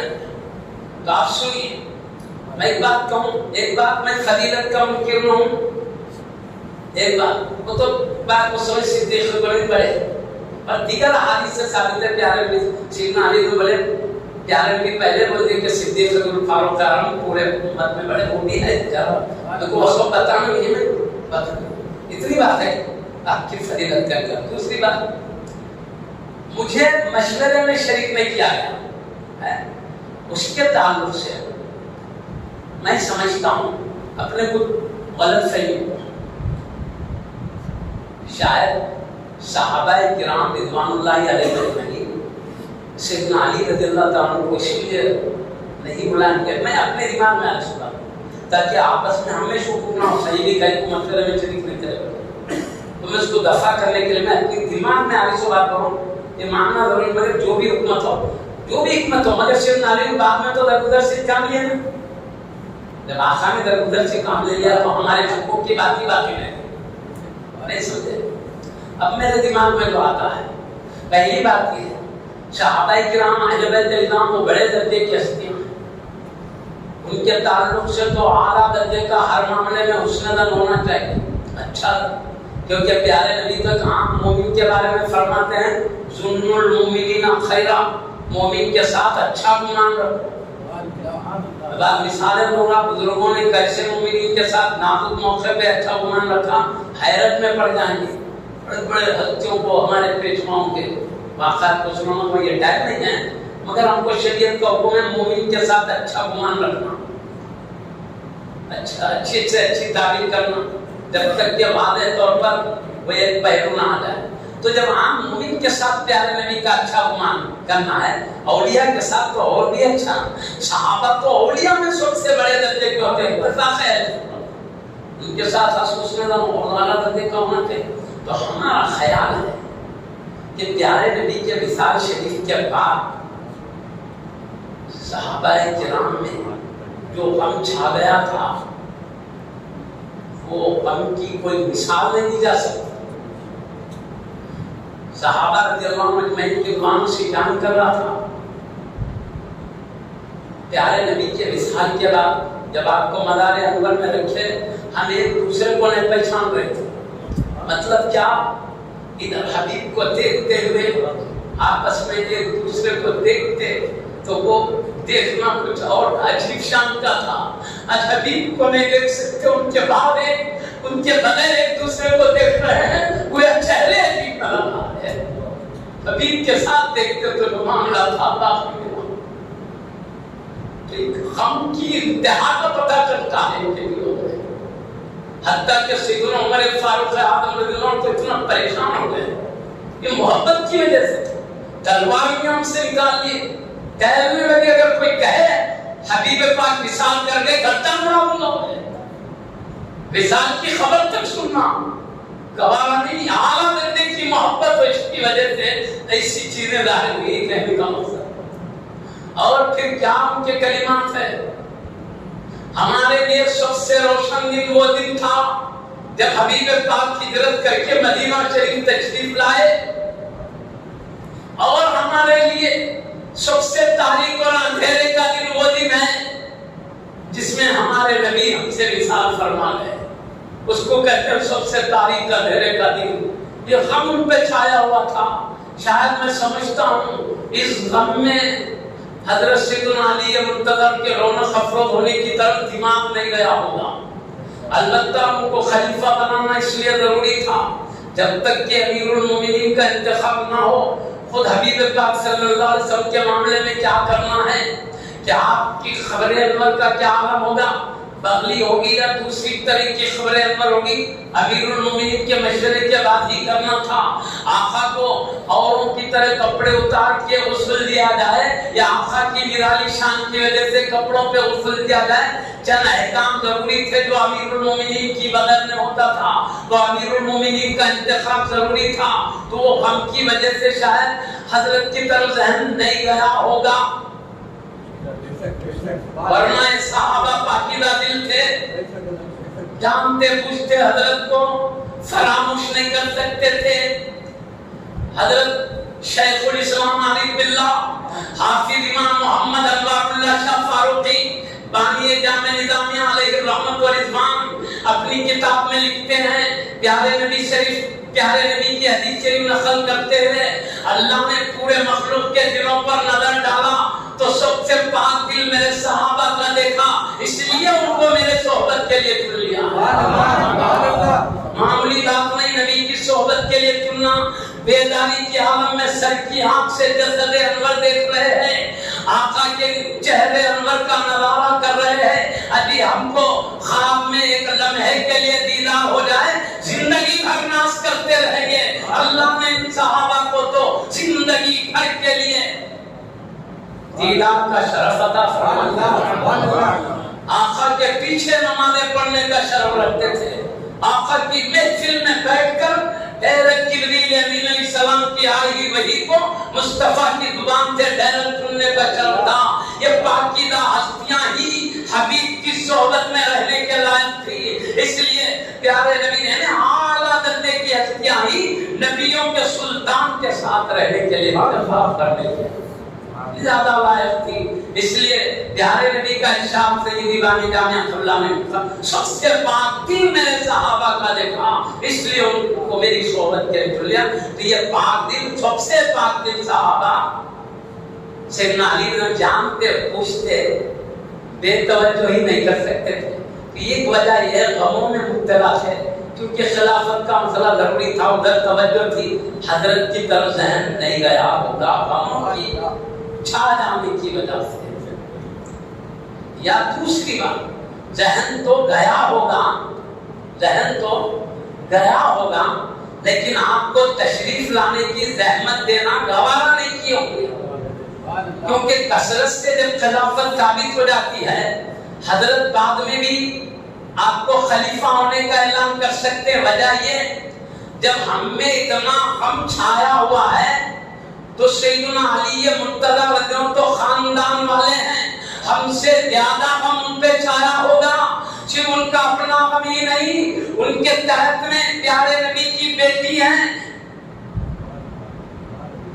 مطلب سیدہ فاطمہ الزہرا رضی اللہ عنہا۔ اب پیارے نبی کی جدائی پر سیدہ فاطمہ الزہرا رضی اللہ عنہا پر جو غم چھایا ہوگا کون اندازہ کر سکتا ہے؟ اس کا کوئی مثال دے نہیں سکتا، بلکہ وہ ناقابل قیاس غم ہے جو سیدہ فاطمہ الزہرا رضی اللہ عنہا ہی کا قلب تھا سنبھال رہا تھا۔ سیدنا علی مرتضیٰ حیدر کررار رضی اللہ عنہ وہ خود اپنے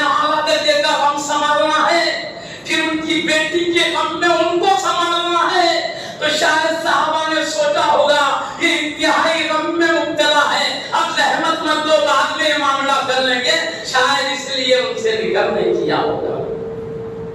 یہ بات ہے، اس میں زیادہ بدتری میں نہ پڑے۔ ان کے نفوس نفاق پاکیزہ تھے، ہم تھے کروڑوں درجے نورانی تھے۔ موتی وہ نہیں چمکتا ہے، حبیب کی نگاہ کرم سے صحابہ کے دل جیسے چمکتے تھے۔ ان کے تعلق سے ہم کبھی بدتری نہیں کر سکتے، ایک عام ولی کے تعلق سے ایک سعادت مند شخص بدتری نہیں کر سکتا۔ بڑے بڑے اولیاء اپنی گردنیں صحابہ کی عظمتوں کے آگے۔ معزز صاحب کرام، آج یہ مسئلہ یہ رہا، سیدہ فاطمہ الزہرا رضی اللہ عنہا کا حق نہیں دیا، اور اس کے لیے بھی کہا جاتا ہے بعض لوگوں سے، میں اس کو دفاع کرنے کے لیے میرا مقصد کبھی کسی کو حملے کرنا، دل دکھانا واسطے نہیں، شکوک دور کرنا مقصد۔ شک یہ ہے، اس شک کی وجہ سے دل میں وہ شک ایک اندھیرے کی طرح ہے جو دل کو تاریک کر دیا ہے۔ یہ اس کا جواب ہے علمی، جو علمی جواب نور اور روشنی کی طرح ہے، جو اس اندھیرے کو دور کر کے دل کو روشن کرتے نظر آتا ہے۔ حضرت سیدہ فاطمہ الزہرا رضی اللہ عنہا کے بارے میں ایک مرتبہ سیدہ فاطمہ الزہرا رضی اللہ عنہا نے صدیق اکبر رضی اللہ تعالیٰ عنہ سے عرض کیا تھا، ہر ابا امی کا وراثت کا حق ہوتا ہے، لیکن ہم کو ہمارا حق نہیں ملا ہے۔ تو پیارے سیدنا صدیق کا شریعت کا جو حکم ہے میں اس پہ عمل کروں۔ تو سیدہ فاطمہ الزہرا رضی اللہ عنہا اس کے بعد کبھی کلام نہیں کیے، تو اس کے دو مطلب نکلتے ہیں۔ ایک کیا، ناراض ہو کر کلام نہیں کیا کہ سب کے ابا جان کے اولاد کو تو ان کی وراثت ملتی ہے اور میرے ابا کا میرے کو نہیں ملتی، یہ کیسی بات؟ ناراض ہو کے کبھی بات نہیں کی، یہ ایک مطلب نکلتا ہے۔ یہ بات بھی محدثین نے امکانی پہلو میں رکھا ہے۔ دوسرا امکانی پہلو بھی محدثین ہی بتا رہے ہیں، میرے دماغ کی نہیں۔ پہلے میں بتا تھا، اپنے دماغ میں آ رہا، یہ میرے دماغ کا ہے، محدثین نے بتا پھر کلام نہیں کی کا مطلب، جب پیارے نبی نے فرمایا شریعت کا حکم ہی ایسا ہے، نبی نے ارشاد جو فرمان کی روشنی میں یہ قانون ہے، تو پیارے نبی اور شریعت کی بات آئی، انہوں نے صدیق اکبر سے شریعت کی بات سنی، تو پھر کلام اس لیے نہیں کیا، صدیق اکبر شریعت کے احکام نافذ کرنے پر مجبور ہیں، ان کو بنایا ہی گیا خلیفہ شریعت کے احکام نافذ کرنے، اس لیے پھر کبھی وراثت کے مسئلے میں بات نہیں کی ہے۔ آپ سے بات نہیں کی تھی مراد ناراض ہو کے کبھی کوئی بات نہیں کی، نہیں، وراثت کے مسئلے میں کبھی بات نہیں کی۔ سمجھ گئے کہ آپ حضرت فرما رہے ہیں یہ ہے، برحق یہ مطلب بھی ہے، وہ مطلب بھی ہے۔ اور حضرت سیدنا علی مرتضیٰ رضی اللہ عنہ بھی وہی فرما رہے ہیں، بیٹی کا حق نہیں دیا گیا۔ تو آپ نے کیا فرمایا، میں یہاں آیا ہوں محبت بتانے کے لیے، صحابہ کے دل میں اہل بیت کی کیا محبت ہے، اور جب یہ بتا اگر فاطمہ الزہرا رضی اللہ عنہا کا حق نہیں دیا گیا، یہ بھی ایک وجہ ہے آپ کے ہاتھ پر فضیلت اپنی جگہ میں، اس وجہ سے نہیں کیا۔ تو صدیق اکبر رضی اللہ عنہ نے جواب میں کیا فرمایا، میں نے اپنے نبی سے سنا ہے کہ ہم انبیاء کی جائیداد وراثت نہیں ہوتی، مطلب وراثت نہیں ہونے کا امت کا حق ہوتا۔ ہم انبیاء کا معاملہ الگ ہے اور امت کا معاملہ الگ ہے، اور امت کے ابا امی کی جائیداد کو ان کی اولاد میں تقسیم کیا جا سکتا ہے، مگر نبیوں کی وراثت کو تقسیم نہیں کیا جا سکتا۔ پیارے نبی کا ارشاد ہے ہم انبیاء کی وراثت نہیں جاری ہوتی بلکہ امت کا مال ہوتا ہے۔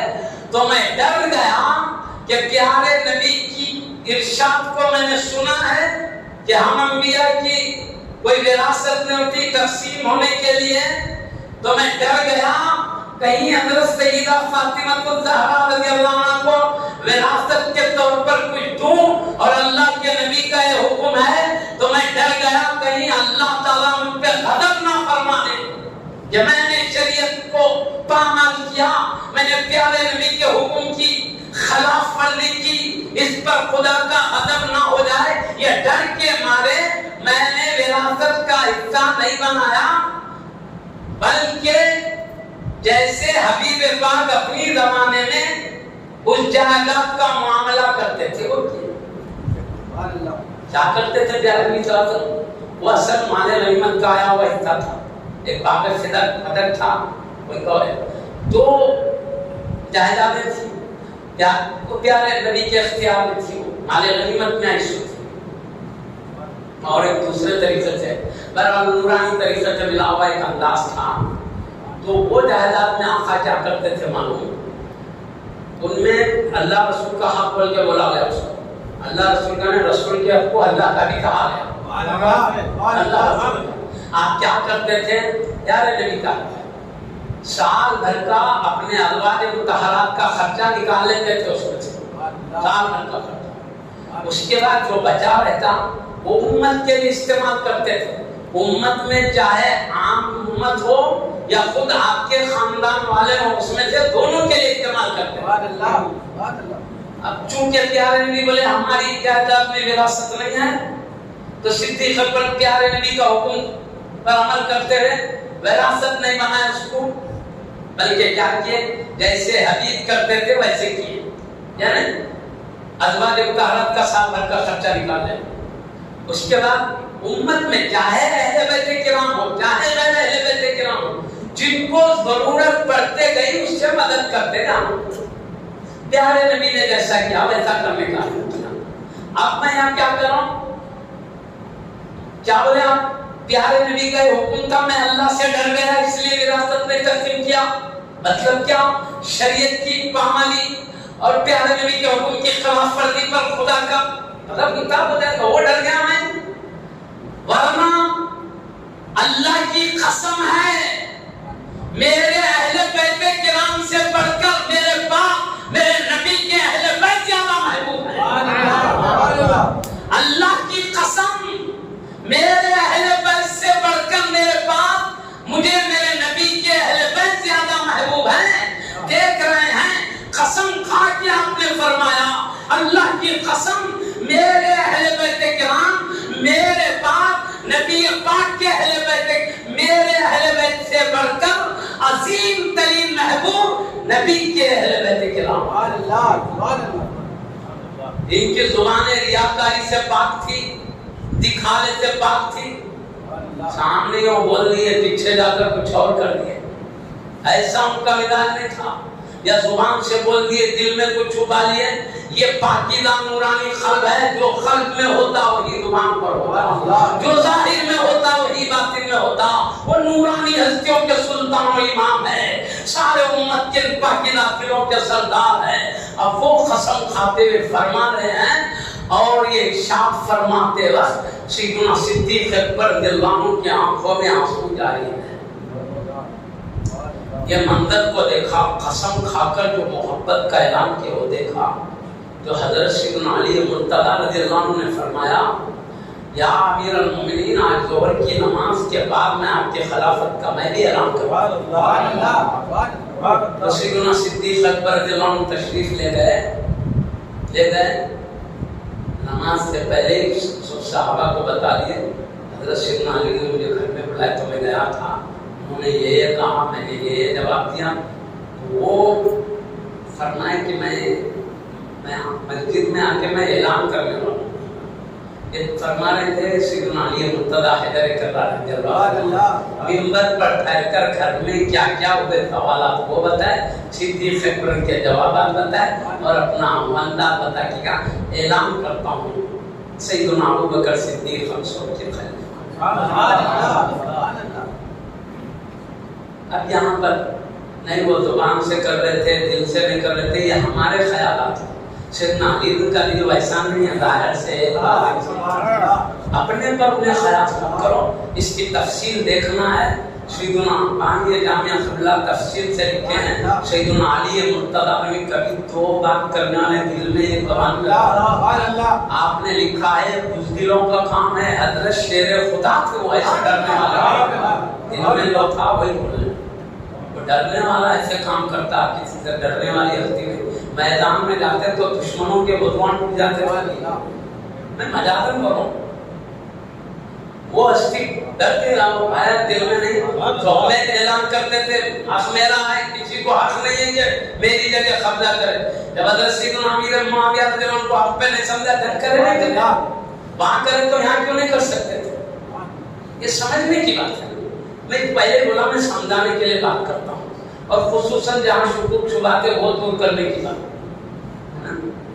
اب میں یہ وہ بولوں گا معلوم ہے سے بات تو وہ اس لیے کہ ہو جائیں گے شکوک اپنی جگہ تو بول کے کیا فائدہ پہلے دیکھتے تھے سو سن کے بھی شک اپنی جگہ میں چاہتا ہوں شک سے پاک ہو کے جاؤ پہلے شک کے ساتھ عظمتیں تھی اب بے شک کی عظمتیں میں یہ جذبے کے ساتھ میں بات کرتا ہوں میرا مقصد کچھ فائدہ ہوگا سمجھے بات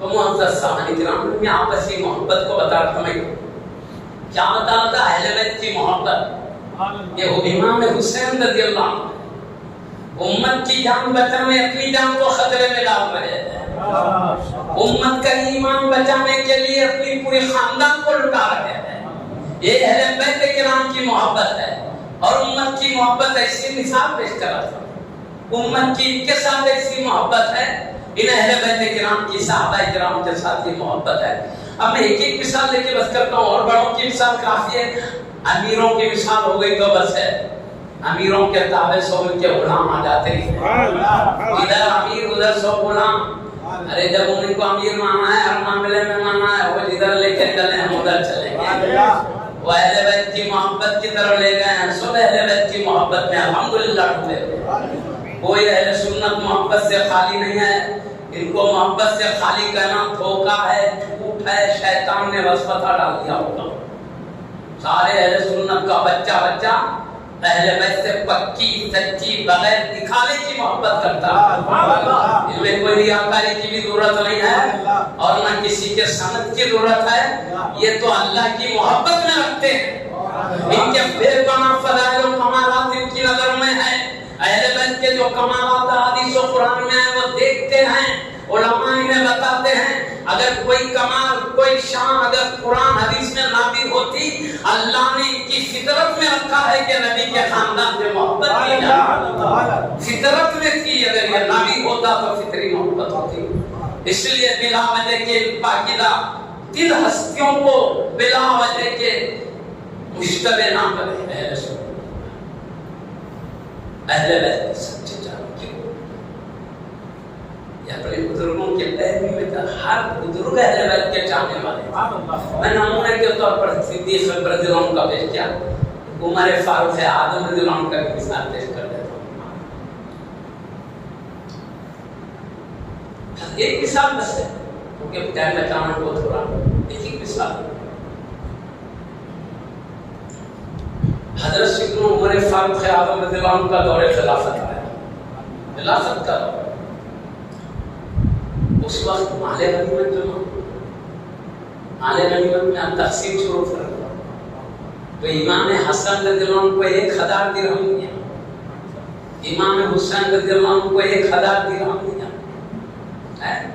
اپنے بیٹے عبداللہ بن عمر رضی اللہ عنہ کو 500 درہم حسنین کریمین میں ہر ایک کو 1000 درہم مال غنیمت اپنے بیٹے کو 500 وعدہ دے دی ان کے میں گھبرا گئے شاید مال غنیمت میں کبھی بتا رہی مجھے اسلام کی خدمت میں کوئی کوتاہی ہو گئی وہ کہہ رہے ہمیں بدر میں تھا میں کئی مشکلات کے وقت میں تھا آخر میں نے کیا قصور کیا ہے مجھے آدھا کر دیا گیا ہے مال غنیمت ڈر گئے تاکہ معلوم ہو تو کوتاہی اور کبھی پوری کر لیں اس کو دور کر کے کامل رہنے کی خوبی پیدا ڈر کے مارے پوچھ رہے ہیں ابا جان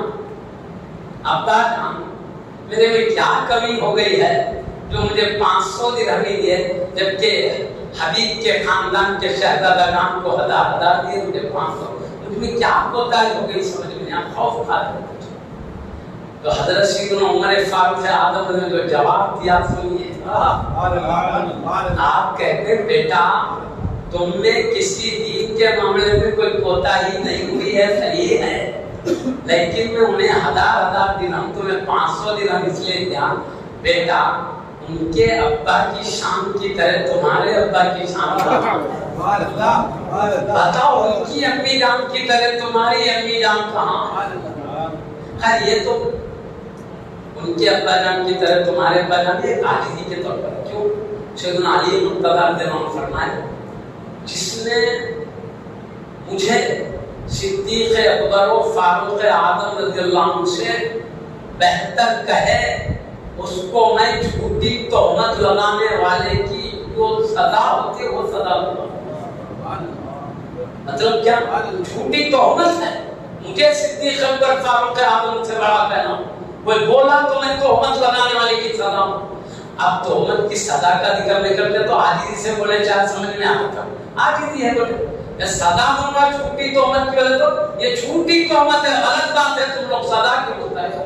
یہ بات بتا رہی مسئلہ حقیقت کو سمجھانے کے لیے تھا، سمجھ گئے بات کو؟ تو یہ بات بتا رہی صدیق اکبر فاروق اعظم کا مقام پر کے اب یہ عمر فاروق اعظم رضی اللہ عنہ کی عادت، آپ کہتے ہیں بیٹا ان کے ابا کی طرح تمہارے ابا کہاں؟ اب باقی جو بات ہے یہ تو عادت تھی، باقی سب بات خائف تھے، ایسی ہے ویسے ہی تھے، عادت تھی تو میں اس لیے عرض کرتا ہوں کیا فرماتے ان کی امی جان کی طرح تمہاری امی جان کہاں ہے؟ کیا مطلب ان کی امی جان سارے جنتی عورتوں کی سردار، مطلب عرض کرو تمہاری امی جان کہاں سیادت رکھتی ہے؟ وہ رسول پاک کی لاڈلی بیٹی ہے، تمہاری امی جان کہاں رسول پاک کی بیٹی ہے؟ یہ مطلب ہے وہ جان کہاں ہے تمہاری امی جان میں؟ ان کے ماموں جان کی طرح تمہارے ماموں جان کہاں؟ ان کی خالوں کی طرح تمہارے خالائیں کہاں؟ بیٹا ان کا خاندان لاجواب خاندان ہے، بے مثال گھرانہ ہے، ان کی عظمتوں کے برابر تمہاری عظمت نہیں ہے، اسی عظمت کی وجہ سے ان کو دگنا دیا ہے، مال غنیمت میں تم کو آدھا کر دیا ہے۔ دیکھ رہے ہیں اہل بیت کی عظمت و محبت کا عالم بتا رہا۔ سیدنا عمر فاروق اعظم رضی اللہ عنہ کے سینے میں اپنی اولاد بعد میں ہے، مصطفیٰ کا خاندان آگے ہے پہلے ہے، بلکہ ایک وقت تو جب حضرت سیدنا عباس رضی اللہ عنہ ایمان کی دولت سے مشرف ہوئے تو فرمایا کیا مجھے حضرت سیدنا عباس کے ایمان پر اتنی خوشی ہوئی کہ میرے بابا ایمان لاتے تو بھی اتنی خوشی نہ ہوتا، کیوں؟ بابا ایمان لاتے تو میرے لیے خوشی کا سبب تھا، چچا ایمان لائے مصطفیٰ کے میرے رسول کے تو نبی کے نسبت کی وجہ سے یہ بعض ہستیاں اسی محبت رکھتی تھی، وہ کہہ رہا تھا یہ اہل بیت کی امت سے محبت ہے، ان پر جان قربان کر دینا ان کی خاطر، اور یہ ان کی محبت ہے اپنے خاندان پر، ان کے خاندان کو عام خان دیتے ہیں بلکہ خود بھی نہیں پورے خاندان کو لٹانے کے لیے شان ہے، آپس میں محبت ہے حضرات کی۔ اچھا یہ بات کو پوری کر دیتا ہوں، حدیث پوری ہو جائے۔ آپ نے وجہ بتا دی، میں اس لیے میں ڈبل دیا ہے سنگل دیا، یہ بات حضرت سیدنا علی مرتضیٰ حیدر کرار رضی اللہ عنہ کو پہنچی کہ صدیق اکبر رضی اللہ عنہ نے میرے بیٹوں کو ڈبل دیا اور اپنے بیٹے کو آدھا دیا مال غنیمت، اور وجہ بتاتے ہیں ان کا گھرانہ لاجواب گھرانہ ہے، بیٹا ان کے خاندان کی طرح تمہارا خاندان نہیں ہو سکتا ہے نا۔ یہ سنے کون؟ سیدنا علی مرتضیٰ خلیفہ رسول اللہ امیر المومنین اپنے وقت کو خلیفہ، اب اس وقت تمہارے فاروق یہ سنے تو آپ نے کیا فرمایا؟ حضرت سیدنا علی مرتضیٰ حیدر کرار رضی اللہ عنہ کیا فرمایا معلوم؟ ہمارے فاروق اعظم نے یہ ہمارے خاندان کی عظمت بتائی ہے تو سنو میں ان کی شان بتاتا ہوں۔ آپ نے کہا میں نے اپنے نبی سے سنا ہے کہ عمر فاروق اعظم جنت کا چراغ ہے، حضرت سیدنا علی مرتضیٰ میں فرما رہے ہیں۔ عمر فاروق اعظم دیکھو تو حیدر کرار کے خاندان کی عظمت بتا رہے ہیں، حیدر کرار میں دیکھو تو عمر فاروق اعظم کی شان، ان میں آپس میں کیسی محبت ہے، کیسا پیار تھا۔ آج ٹکڑے کرنے کی ضرورت نہیں. وہ ایک تھے مصطفیٰ کے مجلس میں ایک تھے, آپس میں محبت میں ایک تھے. ہمارے سینوں میں بھی ایک ہی رہنا چاہیے. سب کی محبت, سب کی عظمت چھلکتے رہنا چاہیے. معزز صاحب, اب یہ بات پھر عمر فاروق صاحب رضی اللہ عنہ کو پہنچی. حضرت سیدنا علی مرتضیٰ رضی اللہ عنہ نے مجھے جنت کا چراغ فرمایا. یہ بات جیسے ہی پہنچی آپ کو پہنچی, کہا ہاں یہ فرنا, ہاں یہی فرنا. چلتے ہوئے تشریف لے گئے خلیفہ امیر المومنین, چلتے ہوئے جھومتے ہوئے حضرت سیدنا علی مرتضیٰ کے گھر گئے. پہنچ کر کہتے ہیں یا علی کیا تم نے یہ کہا ہے؟ ہاں میں نے کہا ہے. کاغذ لے کہا ہے, پیارے نبی سے سنا؟ ہاں سنا ہے, لکھ کے دیجیے. لکھ کے دیجیے. حضرت سیدنا علی مرتضیٰ نے لکھ کے دیا, میں نے میرے نبی سے سنا ہے راوی علی مرتضیٰ اور بشارت دینے والے اللہ کے حبیب نبیوں کے سلطان ہیں. لکھ رہے ہیں میں نے اپنے نبی سے سنا ہے محمد رسول اللہ صلی اللہ علیہ وسلم فرماتے ہیں عمر جنت کے چراغ ہیں. لکھ کے دستخط کر دیے. تو آپ نے شکریہ ادا کرتے رہے, اس کاغذ کو, نورانی کاغذ کو سینے سے لگا کے چلے. جا کے گھر میں نصیحت کرتے ہیں جب میرا انتقال ہو جائے کفن کے اندر یہ چٹھی رکھ دینا, اس کے بعد مجھے خبر میں پہنچا دینا. مطلب کیا, محشر کے میدان میں میرے مصطفیٰ کا بشر جو ارشاد ہے علی مرتضیٰ حیدر کرار گواہ, اس کو میں لے کر ہوں. یہ مطلب ہے پھر میں آپس میں یہ معاملات تھے. اللہ اکبر. اب پھر میں ایک اور ایک حدیث صحابہ کے بارے میں سنا کے بات کر دیتا ہوں. آئے صحابہ کی تعریف. حضرت سیدنا زید رضی اللہ تعالیٰ بڑے علم والے صحابی تھے, علم کے اونچے مقام پر فائز تھے. تو ایک مرتبہ کسی سفر میں جا رہے تھے تو گھوڑے پر سوار ہو کر کتاب میں پیر رکھ رہے تھے. گھوڑے پہ کتاب میں پیر رکھ گئے. حضرت سیدنا عبداللہ ابن عباس رضی اللہ تعالیٰ عنہ تشریف لائے, لا کر ان کے رکاب کو تھام رہے, پکڑ رہے. حضرت سیدنا زید, تم نبی کے خاندان والے, تم نبی کے چچا کے بیٹے ہو, تم نبی کے چچا کے بیٹے ہو, ہمارا یہ کیا احترام کر رہے ہو؟ لیکن کی رکاب نبی کے خاندان کی عظیم ہستی عبداللہ ابن عباس نے تھام رہے. تو کہا تمہارا مقام بڑا ہے, تمہارا خاندان بڑا ہے, رکاب کو تم مت پکڑو. تو آپ فرماتے ہیں کون؟ عبداللہ ابن عباس رضی اللہ عنہ فرماتے ہیں ہمیں یہی حکم ہوا ہے کہ علماء کا ایسے ہی ادب کریں. وہ حضرت زید رضی اللہ عنہ آپ کا ہاتھ لے کے چومتے ہیں, چوم کر کہتے ہیں ہمیں بھی حکم ہوا ہے اہل بیت کا ایسا احترام کریں. بس اہل بیت کہہ رہے ہیں صحابہ کا ادب یوں کرنے کا ہمیں حکم ہوا ہے. صحابی رسول کہہ رہے ہیں اہل بیت کی یوں ادب کرنے کا ہمیں حکم ہوا ہے. ان میں ایسے پیار محبت کے چشمے جاری تھے. اللہ قیامت تک ایسے ہی چشمے کے غلاموں میں جاری رکھے. معزز سامعین کرام, میں چلتے چلتے ان کی محبتوں کا ذکر کر رہا تھا. حضرت امام حسین رضی اللہ عنہ کے امت کے ساتھ وہ پیار, وہ محبت کے ذکر کے ساتھ میں نے آپسی ذکر کو کی بیان کیا ہے کہ امام حسین رضی اللہ عنہ اپنے گھر کے لیے نہیں, امت کی نجات کے لیے, دین کی حفاظت کے لیے یہ چلے جا رہے عراق شریف گئے. ٹائم بہت ہو رہا ہے, میں بچانے کے لیے کہوں, وقت آیا لڑائی کا. ایک غلام اجازت لیتے گئے, شہید ہوتے رہے, شہید ہوتے رہے. غلام جب شہید ہو گئے اس کے بعد آپ کے خاندان والے ایک کے بعد ایک شہید ہوتے رہے. پھر اس کے بعد حضرت امام حسین رضی اللہ عنہ خود آگے بڑھنے لگے اور امام زین العابدین رضی اللہ عنہ وہ بھی آگے بڑھنا چاہتے تھے, لیکن بخار تھا, کمزوری تھی, چلنا بھی مشکل تھا.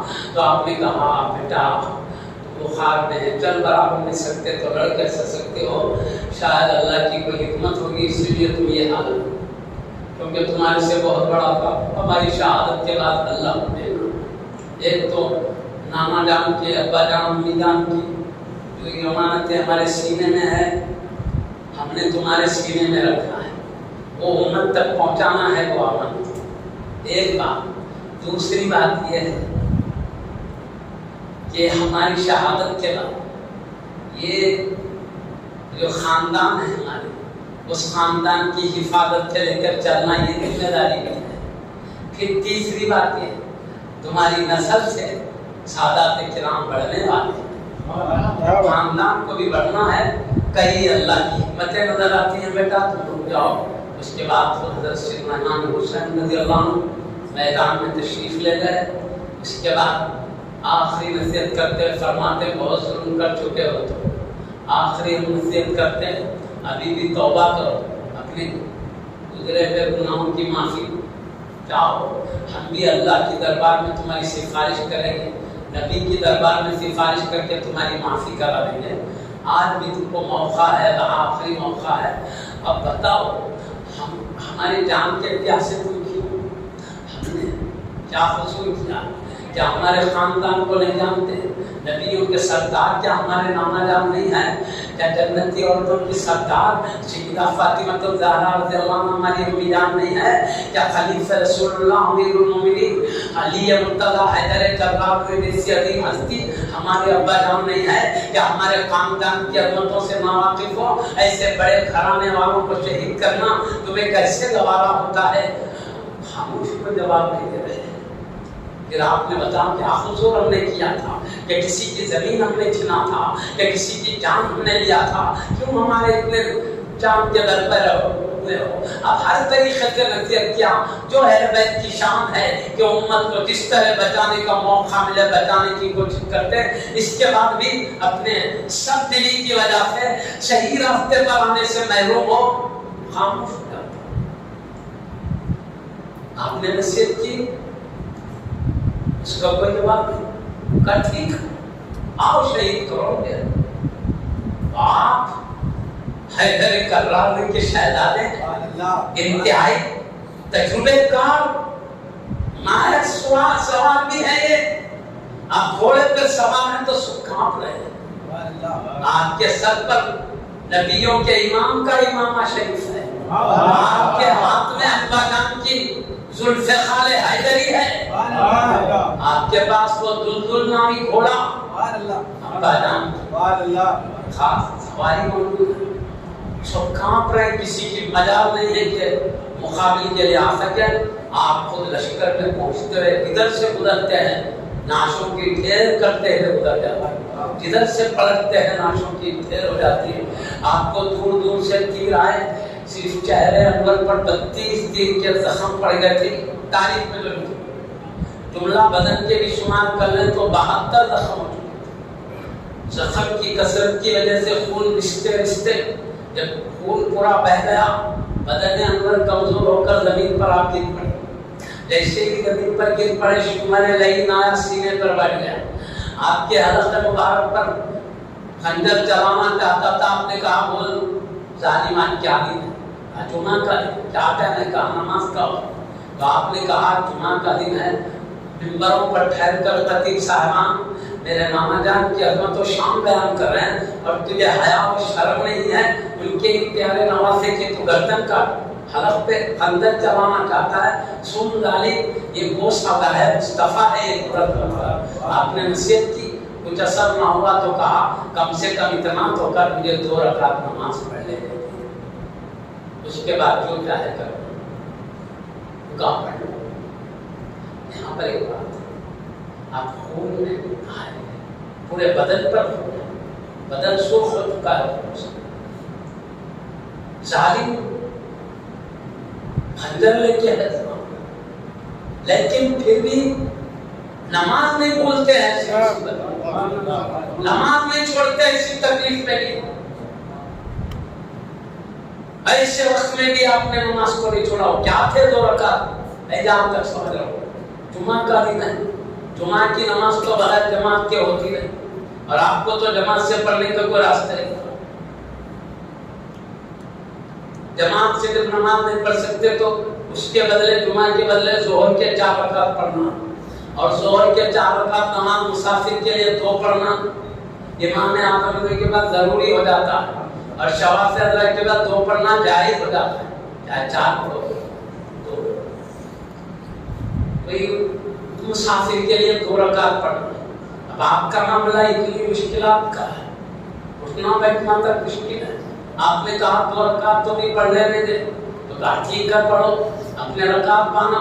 میں سمجھتا ہوں یہ ظہر کی مسافر کی 2 رکعت نماز ظہر کی خصلت ہے، آپ نے اسے نازک موقع پر بھی فرض کو نہیں چھوڑا۔ ہم غلاموں کے لیے اس میں بے پناہ نصیحت ہے، وہ اتنے غموں اور تکلیفوں میں بھی چلچلاتی ہوئی اس ریتیلی میدان کی گرمی کی شدت میں بھی اللہ کی نماز کو نہیں چھوڑا، اس کی عظمت والی عبادت کو نہیں چھوڑا۔ کم سے کم ہم غلام، کم سے کم ہم پنکھوں کی ٹھنڈی چھاؤں میں تو ادا کرتے ہیں۔ معزز صاحب اکرام، ہمارے اور یہ خاندانی مزاج ہی ہے نماز سے ایسی محبت کرنا۔ سیدنا علی رضی اللہ عنہ کی ایک بار خطا ہونے جا رہی تھی تو آنکھوں میں آنسو جاری ہو گئے، وہ لمبا قصہ سنانا نہیں چاہتا، جس کی وجہ سے پیارے نبی ان کے غم کو دیکھا تو اللہ سے کہا، اے اللہ، علی تیرے رسول کی اطاعت میں لگے ہوئے تھے، ان کے لیے ڈوبا ہوا سورج لوٹا دے۔ اللہ نے بھی علی مرتضیٰ حیدر کرار رضی اللہ عنہ کے لیے ڈوبے ہوئے سورج کو دوبارہ لوٹا۔ تو پھر آپ نے نماز کو قضا نہیں کی، ادا فرمایا۔ تو یہ تو خاندانی مزاج نظر آتا ہے نماز کا۔ یہ ہمارے لیے اہل بیت کرام سے محبت رکھنے والے سبھی اہل سنت و جماعت کے لیے ایک درس ہے، نمونہ ہے۔ اتنی مشکلات میں بھی رب کی عبادت کو نہیں چھوڑ سکتے ہیں، کم سے کم ہم آرام میں تو ان فرائض کو ادا کریں۔ معزز سامعین کرام، ان اہل بیت کرام کی محبت، چاہت، نگاہ کرم کے لیے ان کی غلامی کو اپنائیں، غلامی کو اپنائیں۔ ان کو یا حسین المدد کہنے کی ضرورت نہیں ہے، ان کی غلامی کو اپناؤ، بغیر مدد طلب کے نگاہ کرم کر کے مدد فرمانے والا۔ اور میں آخر میں جاتے جاتے عرض کروں گا، ہمارے ایمان کی سعادت مندی یہی ہے، اہل بیت کرام کی اعلیٰ درجے کی محبت کا چراغ، ان کی اعلیٰ درجے کی عظمتوں کا چراغ ہمیشہ روشن رہے، ان کے سچے غلام بن کر زندگی گزاریں۔ اس کے ساتھ حبیب پاک کے اہل بیت کرام کے ساتھ ان کے چہیتے صحابہ کرام کی محبت و عظمت اور ان کی غلامی کو ہمیشہ سلامت رکھیں۔ اس کے ساتھ اللہ کے دوست کی محبت کو، چاہت کو اپنے قلب سے جدا ہونے نہ دیں۔ محمد رسول اللہ صلی اللہ علیہ وسلم کے سچے غلام ہوتے ہیں اولیاء اللہ، بلکہ ہر مومن کو چاہیے، ایمان خود ایسی ایک دولت ہے، ایسے آپس کے تعلق کا ذریعہ ہے۔ پیارے نبی نے فرمایا، ایک مومن دوسرے مومن کے ساتھ ایسا تعلق رکھتا ہے جیسے بدن کے ساتھ اس کے اعضاء کا تعلق ہے۔ ایک عضو کو تکلیف ہوتی ہے، پورا اعضاء، پورا بدن تکلیف میں شامل ہوتا ہے۔ یہی شان مومن کی ہے۔ مومن، ایک مومن کو تکلیف ہو، سارے مومن تکلیف میں اس کے شامل ہونا چاہیے۔ یعنی محبت کا ایسا تعلق رکھنا پیارے نبی نے سکھایا ہے۔ آپس میں محبت پیار کو جانے نہ دیں، یہی تھوڑی سی امتحان کی دنیاوی زندگی سے گزر جائیں گے، یہی درس اسلام کو لے کر ہم رب کی دربار میں حاضر ہوں گے، کامیابی ہمارا قدم چومتے نظر آئے گی۔ اے اللہ، حبیب پاک کے نالین کے صدقے میں ان کے اہل بیت کرام کے پاک ہاتھوں سے محشر کے میدان میں جام پینا نصیب فرمائے۔ انہی کی نگاہ کرم سے ہم کو بے حساب کتاب جنت میں داخلہ عطا فرمائے۔ ان کے نگاہ کرم سے ہمارے گناہ معاف فرما دے، گناہوں کو نیکیوں سے بدل دے آقا۔ خصوصاً مرحوم مرزا حسین بیگ صاحب، مرحوم محمد اکبر صاحب اور یہ حضرت شمس المشاہد شمس الدین رضی اللہ عنہ کے خاص مرید ہوتے مرزا حسین بیگ صاحب، ان کو دعا کرنے کی ضرورت کیا، نسبت ہی ان کو وہی ان کی نجات اور کامیابی کے لیے ہے۔ اللہ تعالیٰ ان کے گناہ معاف فرمائے۔ سارے مومنین یا کریم نگر کے رہنے والے، چاہے ساری دنیا میں رہنے، اللہ سب کو معاف فرمائے۔ خصوصاً اس مبارک محفل پر خاص کرم فرمائے کہ اپنے دین کو چھوڑ اپنے بستروں کو چھوڑ کر تیرے حبیب کے اہل بیت اور تیرے حبیب کے صحابہ کی محبت میں تیرے گھر میں جمع.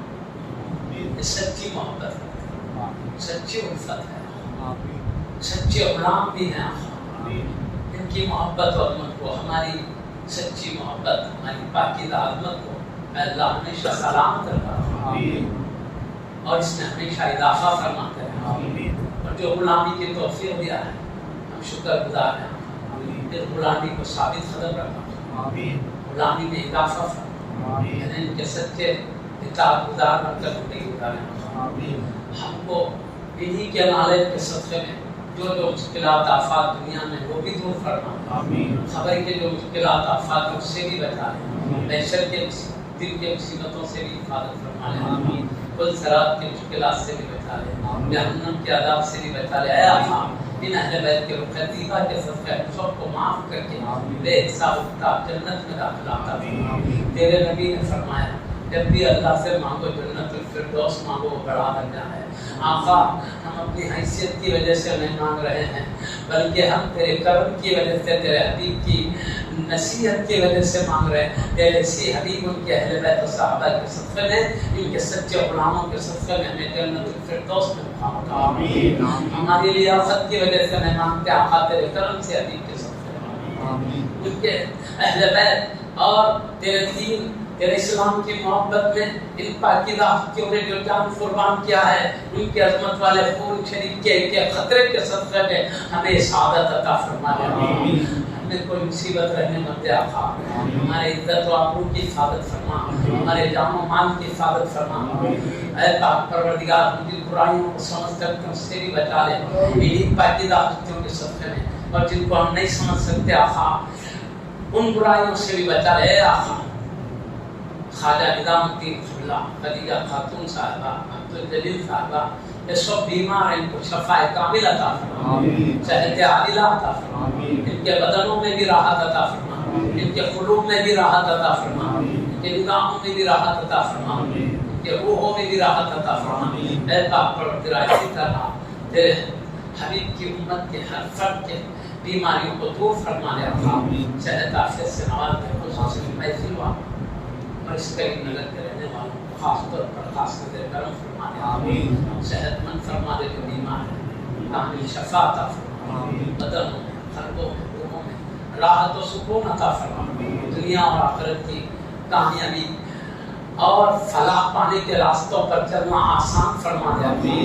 تیرے رضا اور قرب کے راستے کے بیچ میں نفس و شیطان کی شرارتوں سے سنبھال لے. اپنے شان کریمی سے حفاظت کرتے رہے, تیرے قرب و رضا کے عالم دل تک پہنچا دے. تیرے حبیب کی خوشنودی اور ان کی رضا کی مندروں میں ثابت قدم رکھا. آمین بجاہ حبیب کثیر المرسلین صلی اللہ علیہ وآلہ وسلم اجمعین برحمتک یا ارحم